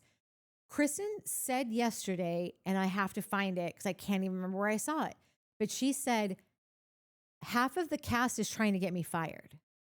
Whoa. Here it is. It's on Reality T. Why the Valley cast is trying to rat out Kristen Doute. Rat her out for what? I feel like she's been soups transparent this season. On the Valley, Kristen isn't just bringing the drama. She might be the only one keeping the show interesting. So why does she feel like the rest of the cast is suddenly out to get her? From passive-aggressive group chats to shady confessionals, some of the cast members seem to have made Kristen their latest target. And while Kristen has never been perfect, not even close, the effort to ice her out feels a little too coordinated to be a coincidence. Everything is starting to feel coordinated to me. It really does feel like a group of people got together. Spearheaded by like the Janets. Like and somebody Jasons. said, tsetse fly. If you didn't watch Entourage, you won't know. Yeah, I didn't. I don't know. Everything does feel coordinated. It feels like people got together and are just deciding. And you know what? It's so shitty about this is that like any show that's ran like this, like it all stinks from the head. Everything in life, like that. You know, if you've got bad leadership, then like so everybody on this show clearly has no idea what their fate is, what their future holds. Yeah. And I'm not even saying that is something that they shouldn't have to deal with. That's an actor's. That's the industry. Showbiz. Yeah, that's that's showbiz, like, kid. Yeah, I don't even mean to say actors. Just like everybody that works in this industry, like you don't know if today's your last day. It could easily be, and no one owes you anything to tell you. But what I think the bigger problem is that there is this giant problem named Trash Taylor on the show that they don't know what his fate is, and so if his fate isn't sealed one way or the other, then like everyone's just sort of like, well, do we still kiss his ass? Is there a show if Jax doesn't come back at all? Do we help Jax get back on his feet because the show is nothing without him? They don't really know. Like they would need, I don't know, an executive producer to have a little come to Jesus with it, a little sit down and say like, God, we're dealing with this thing. We'll figure it out. We're feeling out our options. Don't worry about it. Just keep you can't make any promises because not even executive producer knows if they're going to get renewed next year. That's a network. Yeah. But like someone is not calming these kids down. And I feel like it's because when they act out, they find it to be better TV. So I just think you're torturing a group of people and it's shitty business, I think. Yeah, it's bad business Yeah. and I would like to move on from it. Yeah. Is there anything, we do have but it's about who we don't really feel like talking about, he gets served, which listen, again, I'm super glad that Brittany did it, pull the trigger. Let's get him, let's start cutting him out of places where we can cut him out of places, I'm trying to think if there was anything else because we were all over the place, but I don't think that there was anything else like major of note. It seems like they're just going to keep on going downhill. Like, I want to know, I was trying to look in scenes from the next, is Jax going on this Hawaii trip? God, I hope not. I didn't see him in any scenes, but I really can't hope tell. not. Yeah, I really hope not too, because he really just sucks all the air out of the room. It would be so cool if the cast, and I know this isn't going to happen, but I live in the land of anything's possible. So even if there's a 0.01% chance, it says, so you're saying I got a chance. Yeah. That one's for you, Joe. If the cast banded together and did like a Friends thing. So for those of you who don't know, a million years ago, the cast members of Friends said, like, we are always going to stick together, and what one person gets paid, we're all going to get paid because they don't want to have dissension amongst the ranks. And they did it, and it was amazing, and everybody won. And I think it's why the show was not the only reason, but I think it's one of the reasons why the show had that familial, amazing feeling to it and lasted so long, and they're all still great friends. If the castmates could just band together and say, it's us or him, it's because I really believe it's a hostile work environment. Yeah. And I get that so much of reality TV is. I'm sure people are rolling our eyes being like, okay, well, if that's the case, then we don't have TV across the board. But this is really, I think, an acute case of it. Yeah.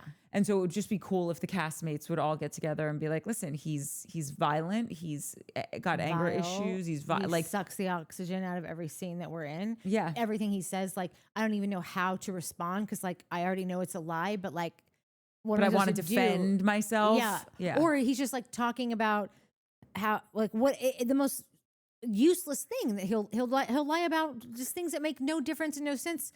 I don't even know how to reply to it because I know he wasn't there this morning. I was there, he wasn't there, and I'm supposed to keep on talking to him about it like he was there, or I'm supposed to say you're lying. That feels awkward too. Like, it just is like, it's a no-win situation. Yeah, this guy is done. This guy, there's nothing good. There's no more. You've pulled. If there were ever any good to pull out of him, you done. The meat's off the bone. Yeah, it's off the bonehead. Yeah, off the bonehead. Yeah. So let's comments. Yeah. Okay.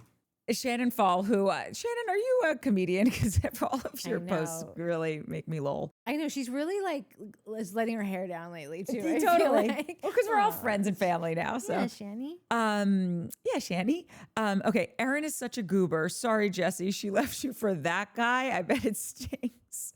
And here's the deal. The only reason I read that, it is funny, is because I really can't stand Jesse. Yeah. But I do think Aaron's a nice guy. Like, I actually liked in this episode, we didn't really talk about it, but I like that we got to see his house, and he lives in a cute house. Yeah, I don't know why I thought, I think you thought so too. We both thought that he like lived in some apartment somewhere. I don't know. He must have something if he has a house. I think because they said he lives by Runyon, and for those of you who don't live in LA, there are definitely houses by Runyon Canyon, some really beautiful ones. Ginormo ones that you're like bajillion dollars. You know? Yes. Yeah. And so and there are also a lot of apartment buildings. So when you're there, I feel like you think of an apartment first, or like some McMansion. Definitely. Yeah. So anyway, he seems like he's like a sweet father or not father, but like guy in Isabella's life, whatever. Anyway, C.S. Peterson said, my dad died. Oh, I loved this. No, sorry, I don't love that your father passed away young. I loved that this was brought up because I thought it was really important when you mentioned it last episode.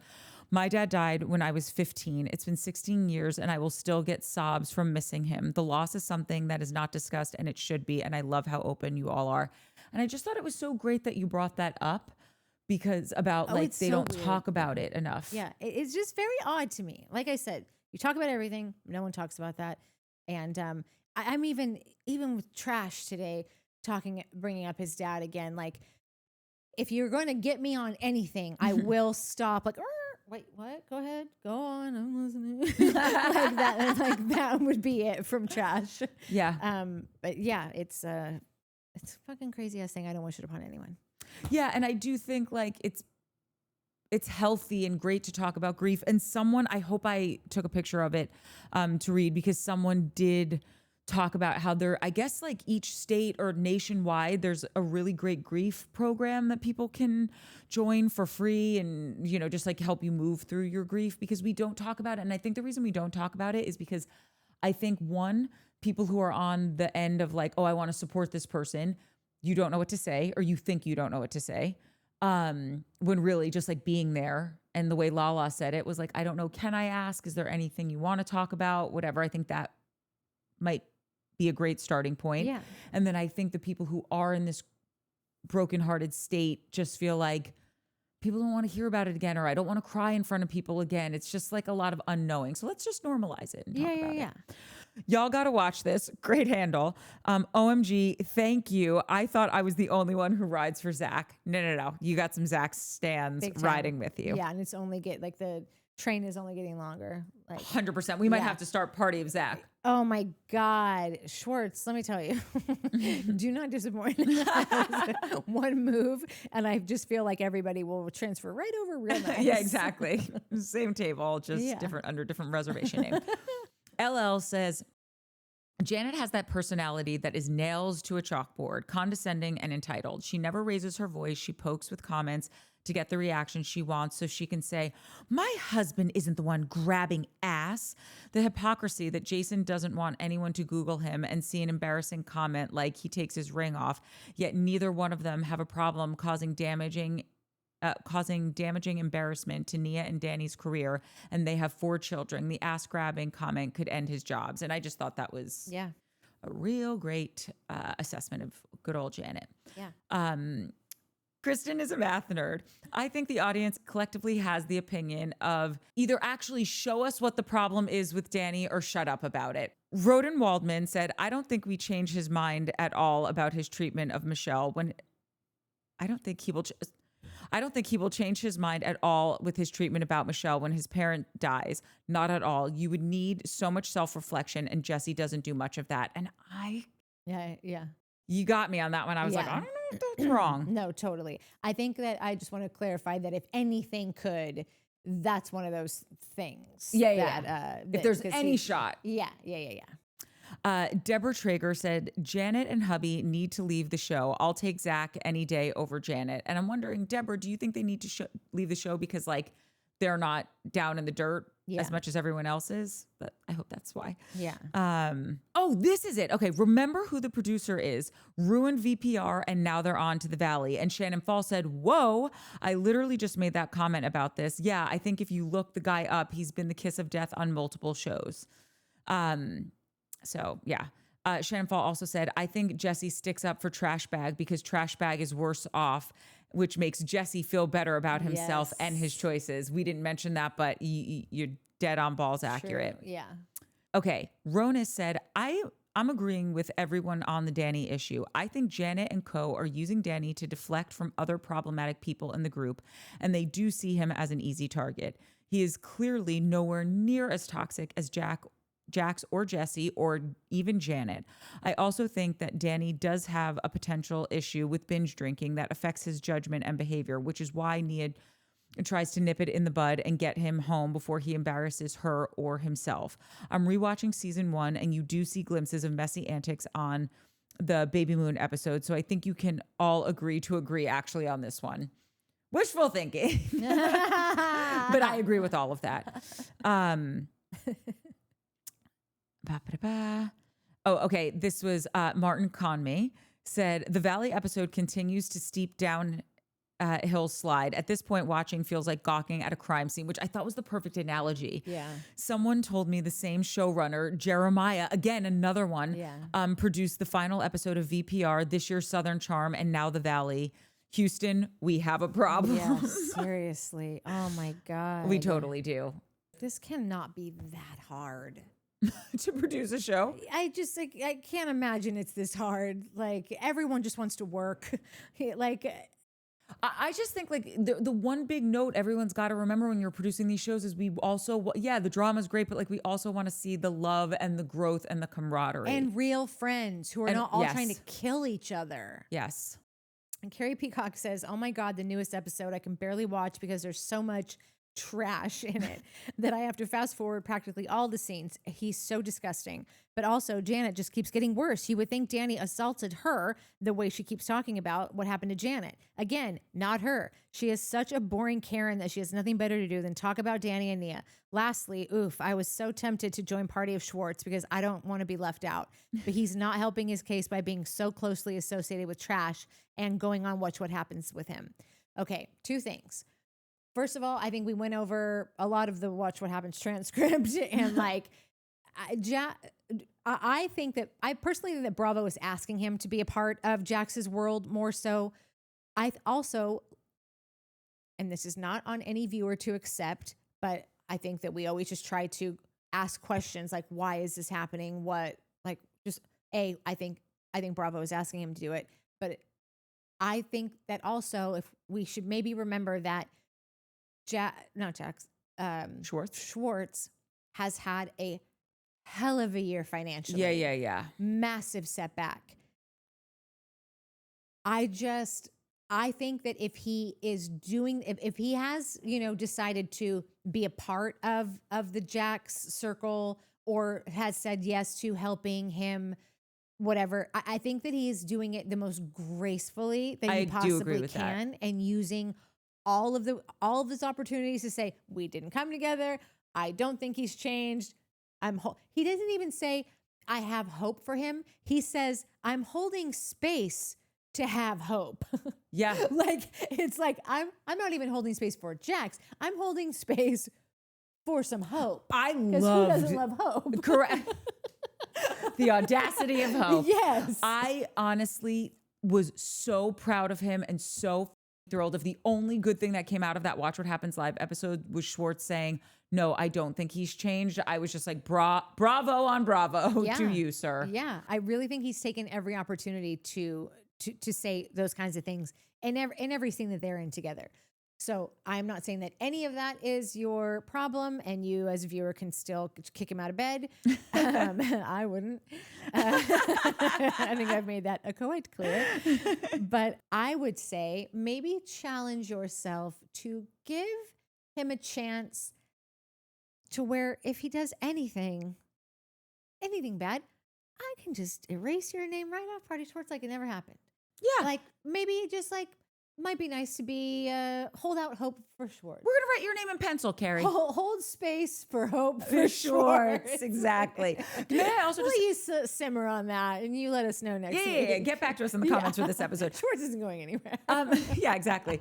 I would also like to say he had a killer, crushing, awful financial year, and also I think like image wise, not that he was some shining like example of how to behave, because obviously we've all talked about how toxic the VPR guys were, but I do think he was trying to come out of that. Yeah.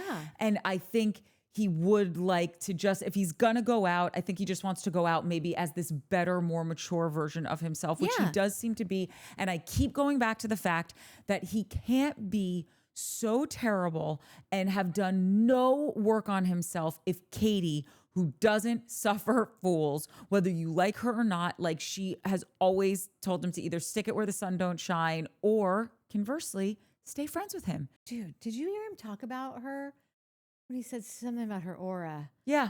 Like, God, he is so sweet. He just bought her a new plant, brought her a new plant to her podcast and likes studio. her boyfriend and has met her boyfriend. Yeah. Like, there has been growth there. And I do think as much as we can be hard on people, I really feel we have to allow people to grow. And maybe it's all bullshit, but like, I'd like to believe it's not. No, that's exactly it. That's exactly true. What are we not, why else are we here? Yeah. You know, one thing that also, I don't know, might influence you, who knows?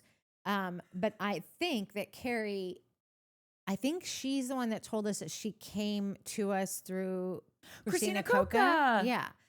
And I don't know if you happen to see our Love Is Blind, our Love Island episode, but Christina Coca, she's on. She's Party of Schwartz now. Oh yeah. Yeah. And we only had the one ad this week. So check out the graphic. Here it comes your way. And you'll see. Don't feel peer pressured again. Christina Coca is right there. And she's got a space right next to her. Like you could get the space right next to Christina Coca. That's not But it nothing. won't be available forever. I'm not pressuring you. So, just think about it. Charlotte Hall says, I just hate that the show is doing so bad because Jax is going to blame it on him not being there rather than he's the reason the show is so dark now. I hate that. And I also, because we talked about that before and we have that same worry, to add to that, I'm pretty sure that last night's episode when Jack's trash bags return, I think it was at least 10 to 12 minutes longer. And if they added, that's a lot of time to add on. Again, if I'm correct, and all the shows are normally 42 minutes, this was 50 something minutes. It's a quarter extra longer of the show. Yeah, that's crazy. And I can't don't do math. understand why they would do that for Jax. You're just fueling a nightmare. Yeah. Okay. Cubby says, Nat, I'm with you regarding Aaron's eyes. They are a unique. I'm being nice. But what really bothered me more was seeing him kiss Michelle while keeping those unique eyes open. Is it me or is kissing with eyes open different? I love all the quotes. Wait, it freaks me out when someone kisses with their eyes open. But that guy would take it to a new level. Okay, on Miami, which hopefully we are going to cover. If not, let this be my coverage of Miami. When Adriana, she has her new boyfriend, who I think is super sexy. I think he's a really good looking dude. They're like all over each other at what's her name's, Lisa's boyfriend's birthday party. Okay. And every time they're kissing, making out, eyes wide open. It freaks me the fuck out. I was like, they both are like that? No, she's lost with the eyes closed. Besos, besos, besos. Okay.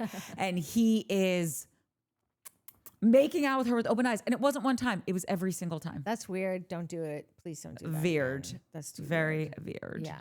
Danielle Warren says, yo, I have to look slightly away from the screen when Michelle's boyfriend Aaron is on because his wide eyes gaze makes me very uncomfortable for some reason. If it is a condition, then obviously, deepest apologies, my bad. And I'll look him in the face next week with my chin held high and a smile on my face. But what the heck? Intense. Very freaking intense. Oh, and I wonder if the person that Kristen is going to have issues with later is Jason because he is douching it up a bit as of late, huh? Yeah. Huh? Yeah. Yeah. Yeah, big time. Not just out on him. It could not be more out. I want a restraining order. Yeah. Yeah. I'm so offended by him even walking in a room now. And every time it's like something happened where all of a sudden he thinks he's like this big dog. Oh, yeah, and gets to not. walk into a space. Yeah, not. No. And he gets to like walk into a space no, I'm going to tell you how it's going to go. This is the world according to Jason now. And it's gross. You can't pull it off. You can't. No. That's not who you are. Daniel Warren also says, I am so sick of Janet and Jason. Good on Nia for speaking directly to Janet, communicating clearly and standing tall for herself, her husband, and their marriage. Also, it let us all see who Janet really is. A disgusting excuse for whatever it is she's trying so hard to be. Janet just sucks, and Jason sucks just as bad, if not worse. It's worse, I think. Jason's holier than thou treatment of Danny at the dinner made me physically irritated. How Danny sat there in the middle of that clear ambush. God, I wish you were here for this episode. That is yes. I I couldn't even remember the word ambush earlier.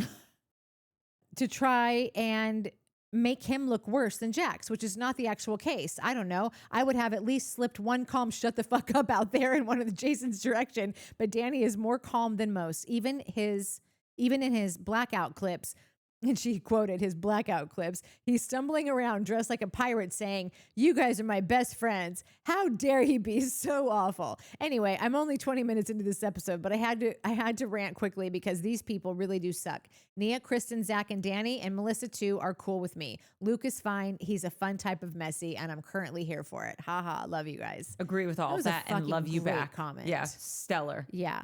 Heather Pike, the fact Janet is going after Danny and his sweet ass wife tells me that Janet is no one's friend and there is something in their life or marriage that they're trying to hide and reflect from so no one will find it. Their shit is nasty as hell. I've been saying it all along. No one said shit to Jax last season for his drugs. And they're jumping down Danny's throat for calling Janet's nasty ass out. I don't think Danny has a drinking problem. I think he drinks sometimes to get blacked the hell out, and it makes him look bad. But I bet hardly anyone there hasn't gotten blacked the hell out drinking. I can't stand Janet, and Janet is scared of Jasmine. And Janet is scared that Jasmine knows her dirt, and she is worried she will air it. That is, sorry, it's been a long day. That is an incredible point. They are all going in on Danny so hard, and all of y'all knew that Jack was doing rails Yeah, no one said every anything. day ending in Y, and not one person said anything. Yeah, no, not a problem. This is why I have such a problem with it. And I think people get lost in the fact. They think that we're denying that there's an issue and we're here. not. It's so simple. The messaging is everything here. If you're not straight with me about all of it, then I'm sorry, I'm not going to believe that you're being straight with me about just this one piece of it. We're not telling you about any of these other things, but here's one piece of it, and you better believe me because I'm telling you the truth. Like, you're disservicing everyone. You're disservicing Danny. Danny might right now be getting away with thinking, I don't have a problem, because a lot of people are coming to Danny's defense. Yeah. So like, it's not helping Anything. And in the great words of Erica Jane, if we're going to talk about Erica, we're going to talk about everybody. So that's it. That's all we're saying. That it really is. Jasmine Terry, I believe Danny does have a low tolerance or weird relationship with alcohol. What he's saying while drunk is what I find interesting. I feel like Danny is bringing to light underlying issues with Janet and Jason, but it's being overshadowed by this dark Danny persona. Not sure why Danny needs to drink to be brave, because he seemed to handle himself with Jason in the previous episode. I think I said something along those lines, basically that like it was really weird. He barely said anything at that Dinner? at that table last week at the bar, and it seemed like all of a sudden everybody just wanted him to shut the fuck up. Right. And it was like, all he said was, so you guys are cool with Jasmine now? That's all he said. Yeah. And they all jumped down his throat and literally like wheeled him out. And he was like, where are we going? And Jasmine literally said, she was like, how dare, she said something like, what are you saying? That's not true. And he's like, oh, so you guys aren't cool? She's like, no, we're cool. And it's like, right. So I just said, oh, you guys are cool with Jasmine because all this shit is fucked up. Yeah. It was so strange. It was so fucking strange. Jenny B says, I think I'm a lot like Danny when I drink. I'm shy and conservative when I'm sober. If I have a couple drinks, I sometimes say something I normally would refrain from. Sometimes I regret what I said the next day. I'm a lightweight, but I do not have a drinking problem. I thought that comment was great too. No, I did too. It was so simple. Like, yeah, people can do that. It doesn't mean they have a drinking problem. Jen Phillip, I'm not sure if this will make Mike feel better or worse. I can confirm I have now stopped watching the show. Oh, someone else has stopped doing our show because of it. So I don't know if it probably will make him, I don't know what it'll make him feel. As soon as I saw promos that Jax was physically returning, I realized it made me feel sick to keep tuning in. But I am still here because I adore you three and still want to hang out. I will listen to your take and reconsider becoming a viewer again if producers finally reconsider if someone like Jax deserves to be given attention and income for being an abusive person. I love that whole comment, and I also hope you love us three. I hope you love us too, because who knows what that is going to happen, and if there will be in three. Yeah, if the Valley keeps airing, I don't know when we get this guy back in a chair. Yeah, exactly. Johnny Smile says, I'll sponsor Daddy. Johnny, you are just a peach. I love Johnny. I am so happy that he exists actually chooses and is here. Come and do this every week. It's really nice. Joe Smo says, Nia is wonderful, but I believe she's a fire extinguisher at its finest, and I actually applaud her ability to do so. That said, I also believe they are trying to talk this out of a problem, and sooner than later, that other shoe's going to drop. I'm personally not looking forward to it because I like them, but you know there's cameras and Janet everywhere, so buckle up if he doesn't do something about it. And Zach is my new #1 guy in the group. No notes. Little Red says, in the Bravo world, they always pick on the weakest link. That's Danny and Nia. I know Danny has done dark things like grab behind because Janet would bring it up. This is all she's got. I think everyone was guiding him out because they were afraid of him breaking the fourth wall, saying, this is my life, my career, fuck this show, you're not going to play with me. I still like the show. I was involved in DV back when no one talked about it. I knew this wasn't normal, but I couldn't get any information or know anyone who would talk to me about it. I'm glad they're showing this. It will help a lot of people. I have to say, I am like just in awe time and time again of everyone's honesty. Oh my God. Talking about like their experience and like, I went through DV. I went through a toxic divorce with a narcissist.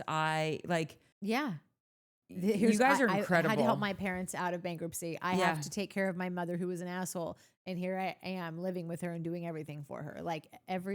But you know, to your point of like, we don't talk about grief enough. Yeah. Grief comes in so many forms, right? Like, I don't know if we talk about like toxic, you know, like DV enough, or, you know, the strain that we've put on our own lives so we can be the caretaker for a sick parent Yeah. or draining our bank account to save our family's home, stuff like that. And it is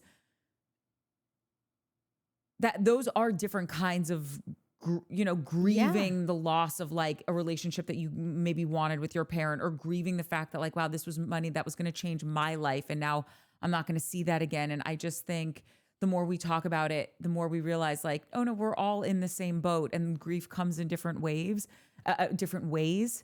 And hopefully it makes us all feel less isolated. Cause I think that was one thing that was so, there were many things that were shitty about the pandemic, but it just seems to be something that like I keep hearing where it's like, it's a lasting isolation. Yeah. And I think that that's what's been so cool about everybody opening up and just like connecting. Cause we're not in the same room, but we kind of are.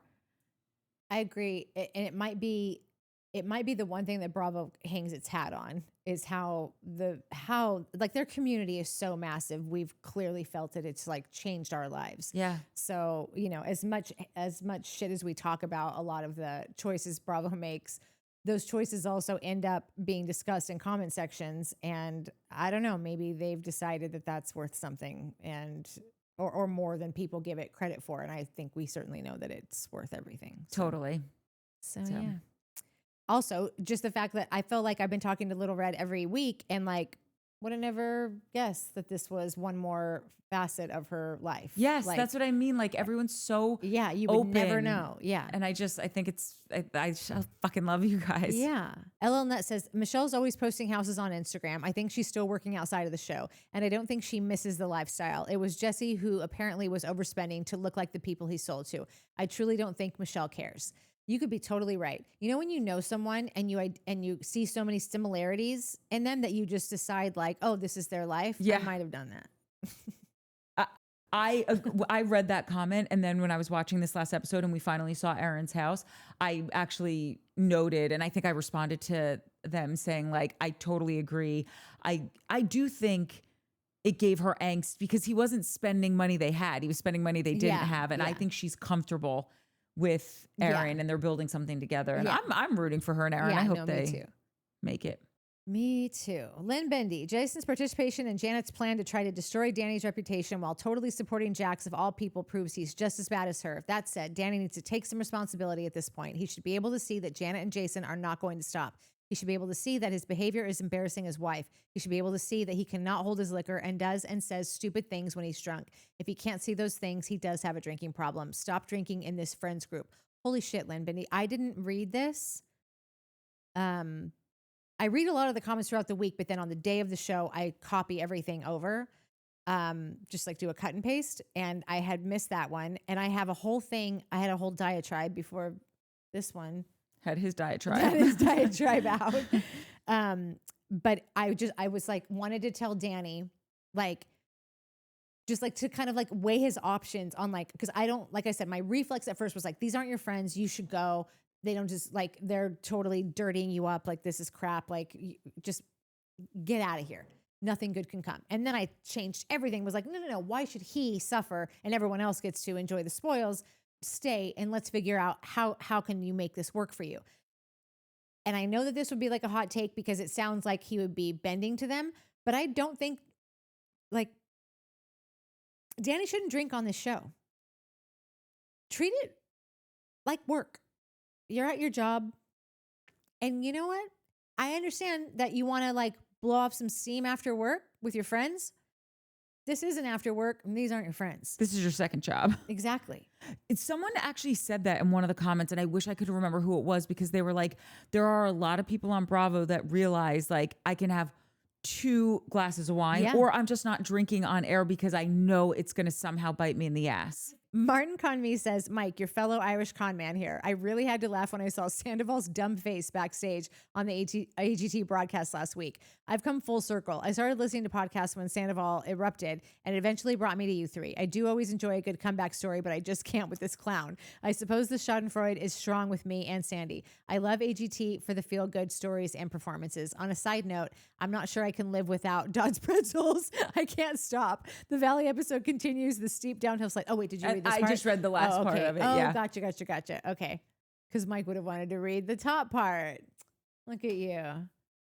Mary Ayaka Kent said, Mike, you almost had me. I was listening to what you were saying and about Danny and his drinking, and I was thinking, okay, maybe there's more to it until you said, come on, listen to what all the other people are saying. All these people are saying he has a drinking problem. That's when you lost me, because the people who are saying he has a drinking problem are all garbage humans who are trying to deflect off themselves and make the storyline not about them and how they're the villains, and how they're the villains. Think about it.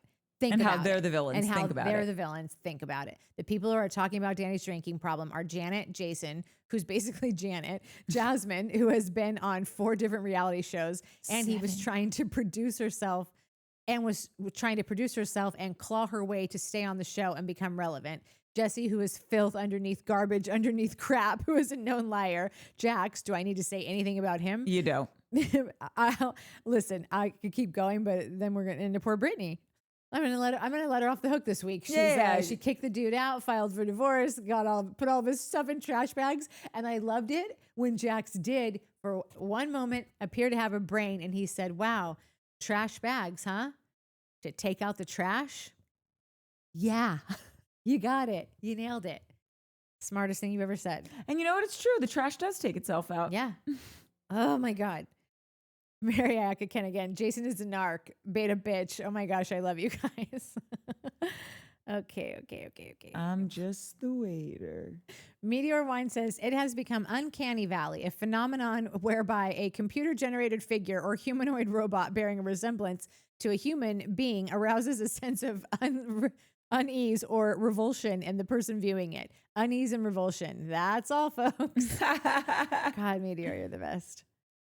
I'm skipping down. Nettie says, like Aaron, I'd have to be high to be on this show as well.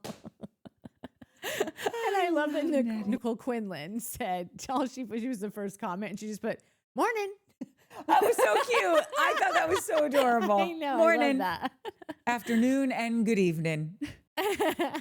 Nee Ding says, LOL, I'm glad to hear Sandoval's band is good. You're not losing me. No way. Oh my God. And thanks for forgiving me for liking Jason, guys. Listen, wait, we're all in it together now. We are. But Ningy, do you still like Jason after this week? I feel like she's already told us that she didn't, maybe. I can't remember. Okay, well, let us know again. Yeah, let us know again. We need reassurance. Yeah. Palava Girl says, oh, on Danny and Nia, they have 3 little ones on this air season. If Danny gets plastered, she's solo on Night Watch with them, and it's exhausting. So she goes, nah, buddy, you'll be functional. We got kiddos. Yeah, I think I'm sure you're not wrong. Yeah. Patty Moreno says, so do we need more VPR casts on this show? So many say they don't want to see any of them, but they know TV and have made good TV before. Bye, Jax. Add more casts that are actually friends. Here. We would only need them if we could have a good producer giving us the content we deserve. Don't just throw them in to throw them in, because it's a dumpster fire right now. Yeah. Truth for Peace for Freedom, closing out the night again. Bye-bye, Jax Taylor. You've been voted off the island. Back in the day when the population was much smaller, a group of people living together was called a village. In that village were 7 village elders that would meet around a bonfire to make decisions for the greater good of the community. They would agree that Jax Taylor would not be put to death, but he would be ostracized from society due to hurting community members. They would give him a bag with 4 cans of beans and a small piece of dried salted pork and send him to the mountains or a cave to live out his days alone. The problem with our current timeline is that we don't have 7 village elders that have our best interests at heart, so we have to take matters into our own hands. Trash really should, I call them trash, not her, but I think she'll agree, really should be off of our TVs, not just because of the way we have seen him hurt Brittany and Cruz, but because he's spreading herpes without consent. I remember that story. P.S. Michelle needs to go. She's a wet blanket. Listen. If Michelle can turn it around, I'm here for it, but I don't have much hope for her. I don't think this is the right platform for her. I don't either. And I just want to say, we might not have 7 village elders, but we do normally have 3 village idiots sitting right here. And we also are telling you, Jax, you need to go. So our votes count for something. Yeah. Zach is the only person on the Valley bringing us humor besides 15 seconds of Brock. The Scrotalk scene was silly, but left me confused. Why would a man want his nutsack dipped in the toilet bowl water while having a bowel movement? And what kind of doctor is administering this botulism? It seems unethical to me. There's a perfect design to the natural pulley system of the scrotum to keep the little swimmers alive. When the sperm gets too hot, the knapsack lowers, and when they get too cold, it rises up to warmth up the rises up to the warmth of the body. This is not complicated science. I bet it's Terry Dubrow administering these shots into men's bean bags. I mean, he was willing and ready to give Steve-O a boob job as a gag, fully knowing it was only for a laugh. Double D's, no less. If I was single, I would have 3 non-negotiables while trying to find a partner. 1, he must not be a food eating contest. He must not be a food eating contestant on a professional level. Number 2, don't take your shirt off in inappropriate situations. I'm looking at you, Jesse Lally.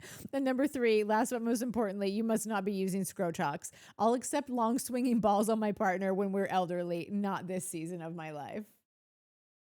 Same.